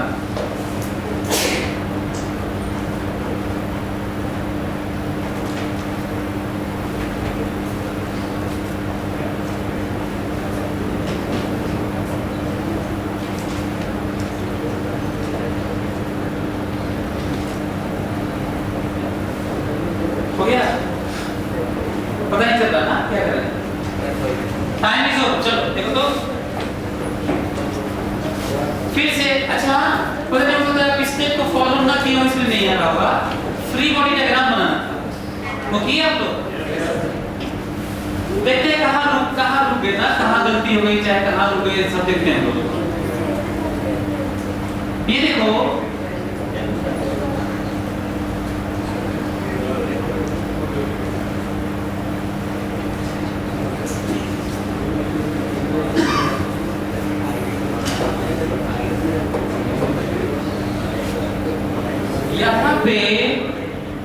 यहाँ पे T1 और यहाँ पे T2।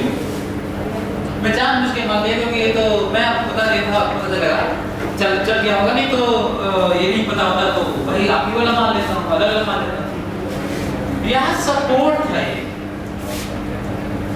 और बीच में था ये और मास्टर स्लॉट था। अच्छा यहाँ पे नीचे 20 था और ऊपर T1 था और यहाँ पे नीचे 40 था और ऊपर T2 था। कंप्लीट फ्री बॉडी डायग्राम ये है। बहुत करते तो क्या करते, पूरा इकट्ठा भी ले लेते, कभी भाई इकट्ठा ही हम सोचेंगे T1 T2 नहीं रहेगा, यहाँ पे 40 लगने लगेगा, यहाँ पे 20 लगने लगेगा। थोड़ा कम सोच पाएंगे क्योंकि गड़बड़ी है कि इसका इस मोमेंट पे ट्रांसलेशनल है, इसका ट्रांसलेशन है, यहाँ पे रोटेशनल होगा, थोड़ा दिक्कत हो जाएगा आपको। इनर्शिया लेने में, टाउ का भाई अल्फा सोचने में दिक्कत हो जाएगी क्योंकि उस तरह का रोटेशन होने ही नहीं जा रहा। फिर से सुनो ध्यान से कि क्या दिक्कत हो रही है इकट्ठा लेने में। टाउ बराबर आई अल्फा, टाउ बराबर आई अल्फा तब जब आई कांस्टेंट ना, तो जब ये नीचे ऐसे जाएगा ना तो आई बदल रहा होगा, दिक्कत हो जाएगा। तो टाउ बराबर आई अल्फा नहीं तो जनरल इक्वेशन क्या याद है आपको? टाउ बराबर dl/dt ना, तो आई alpha plus alpha di/dt, sorry omega di/dt, याद आ रहा है? अरे f वाले की तरह f की वैल्यू a में थोड़ी होती है, ये तो तब होती है जब m कांस्टेंट होता है ना, नहीं तो क्या होता है याद करो, f बराबर m a तो होता ही है प्लस v dm/dt में होता है। वो तो इसलिए जीरो होता है कि dm/dt जीरो होता है जनरली, तो यहाँ भी तो है, तो दिक्कत होगा। बल्कि ज्यादा अच्छा क्या सेपरेट समझोगे तो दिक्कत नहीं है। क्यों? क्योंकि 2 kg 4 kg इस मोमेंट पर ट्रांसलेशन दिखेगा ना, नीचे जा रहा होगा तो ऊपर जा रहा होगा, तो ये फायदा हो गया। ऐसे अलग अलग सोचने करते हैं। अल्फा तो बताओ इस मोमेंट पे ये कितना, इस मोमेंट पे जितना ये नीचे जाएगा ये उतना ही से नीचे जाएगा। बताओ यहाँ पे कितने से जाएगा? अल्फा इंटू आर, तो अल्फा इंटू आर कितना 1, ये ऊपर जाएगा alpha into R, alpha into 1, सही लिखना होगा। तो ये तो फायदा हुआ ना ऐसे करने पे अलग अलग। तो बताओ ये कितने से नीचे जा रहा है? हाँ a बराबर अल्फा इंटू 1 और ये कितने से ऊपर जा रहा है? a बराबर अल्फा इंटू। क्वेश्चन ये भी हो सकता था, मैं इधर उधर शिफ्ट कर देता, अभी बीच में करके थोड़ा आसान बनाया, नहीं तो दूरी का वाला रेडियस पे ले लेते, यही ना, भाई कोई दूसरी जगह लगा तो वाला रेडियस वाला लेते। फिलहाल 1 1 है कुछ और होता, कठिन थोड़ी हो जाता, कैलकुलेशन लंबा हो जाता। हाँ, अब मेरे दिमाग में आ रहा है कि मैं इसका इक्वेशन लिखूं और दोनों लिख, दोनों कौन कौन था दोनों? ट्रांसलेशन और रोटेशन। बताया किसका होते ही नहीं है तो करोगे क्या? कंजर्वेशन थोड़ी है ये, 5 ही तो चीजें होती हैं, 3 तो जिसमें कंजर्वेशन है, कंजर्वेशन वाली बात है नहीं अभी तो ताऊ बराबर है, फाई बराबर है, नहीं चल रहा है तो लिखता हूं ट्रांसलेशनल लिखता हूं। मासलेस बॉडी पर, बल्कि जनरल स्टेटमेंट्स और रोटेशनल वाला चैप्टर में, मासलेस बॉडी पर नेट फोर्स हमेशा 0 होगा और किसी के अबाउट नेट टॉर्क 0 होगा, किसी के अबाउट होगा और हमेशा होगा मासलेस बॉडी पर। टॉर्क वाला क्यों बोल दिया मासलेस बॉडी पर? क्योंकि मासलेस बॉडी है तो इनर्शिया लेस भी तो हो जाएगा वैसे ही। अरे मास ही घंटा इनर्शिया हो गया था। इनर्शिया क्या होता है? मास इनटू डिस्टेंस स्क्वायर, जब मास ही तब कौन सा डिस्टेंस स्क्वायर? हाँ, ये हो सकता है कि मासिव बॉडी पर, मासिव बॉडी पर मासिव हो तो हो सकता है कि उसका मास तो है पर इनर्शिया 0 है, हो सकता है। जैसे रॉड है तो एक्सिस के अबाउट इनर्शिया 0 होगा, ठीक है। अच्छा, दुनिया में किसी चीज में यदि इनर्शिया है, मोमेंट ऑफ इनर्शिया है तो मास जरूर होगा, लेकिन मास होगा तो कोई जरूरी नहीं है कि मोमेंट ऑफ इनर्शिया होगा। समझ में आ रहा है? बड़ा स्टेटमेंट है, ध्यान रखिए। तो इसका ट्रांसलेशन और रोटेशन दोनों लिख देता हूं। मासलेस बॉडी है तो नेट फोर्स 0, जितना ऊपर उतना, हाउ मच ऊपर, हाउ मच नीचे, एक ये जान लो। और दूसरा मासलेस बॉडी है तो टाउ बराबर 0, किसके बॉडी से के बॉडी लिख लो क्या, टाउ c 0 लिख ले। ये देखो प्लस लिख लेता हूं, t2 into 1 माइनस t1 बराबर t2, तो ये t लिखने क्या बराबर t, इसीलिए मैं कहता t लिखना। अच्छा, ये बीच में लगा था तब दोनों बराबर था, कहीं इधर उधर लगाता ना तो बराबर नहीं होता, इधर उधर तो बराबर नहीं होता, लेकिन ऐसा होता कि टॉर्क 0 होता तब। अच्छा, ये देखो रॉड का एंगुलर एक्सीलरेशन है लेकिन टॉर्क नहीं है, ये देखो बिना टॉर्क के एंगुलर एक्सीलरेशन, ये देखो रॉड का एंगुलर एक्सीलरेशन है बिना टॉर्क के। ऐसा क्यों हो रहा है? इनर्शिया लेस है ना। टाउ नेट बराबर आई अल्फा, तो अल्फा हो या ना हो, आई तो 0 हो गया तो टाउ नेट तो 0 ही होगा। सो इनर्शिया लेस बॉडी को रोटेट कराने के लिए टॉर्क की जरूरत नहीं होती। और इस तरह की बातें सुपर कंडक्टिविटी में सोची जा रही है कि बिना पावर के, बिना सोर्स के, बिना बैटरी के करंट फ्लो, क्योंकि सुपर कंडक्टर में बिना बैटरी के करंट फ्लो होता है। ठीक वैसे ही जैसे बिना फोर्स के मासलेस बॉडी एक्सेलरेट होती है और बिना टॉर्क के कोई रिजिड बॉडी एंगुलर एक्सेलरेशन होता है उसका। एनीवे, सो हो गया, लिख लिया, ये लिख लेते हैं तो लिख लो, एक बार और लिख लो आज 10 by 3 10 by 3 कितना 10 by 3 10 by 3 10 by 3 जल्दी करो, बाकी लोग फिर तो इसको लिख लेते हैं, इसको 14 minus t। अच्छा, यही t है ना, अब t हो गया है इसलिए। अच्छा, ये इधर होता तो t नहीं होता, t1 t2 होता। तो 40 minus t बराबर मास इनटू एक्सेलरेशन 4a, और ये वाला देखो ऊपर e minus acute machine type का लग रहा है, देखो ये a है, 1 हो गया, ये कैसा हो रहा है, तो कितना हो गया 20 बराबर 6 अल्फा, तो अल्फा बराबर 10 by 3।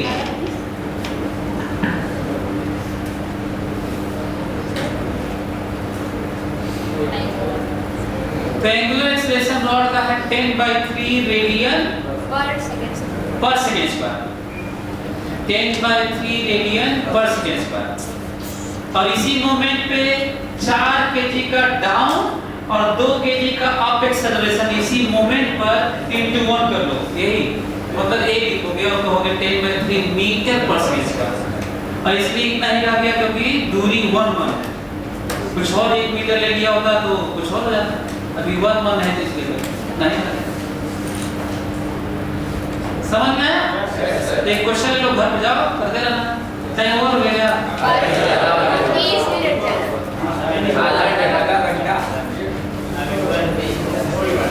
तो चलो मैं क्वेश्चन देता हूँ, कर गया ना, बाकी और डिस्कस करेंगे।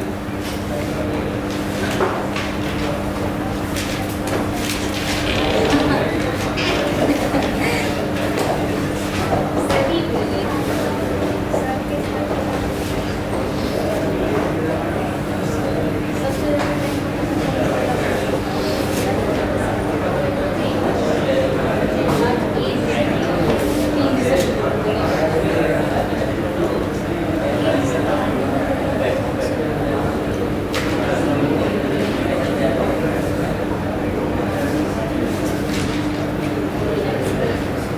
कितने क्वेश्चन कितनी पॉसिबिलिटी है ये समझने की कोशिश करते। देखो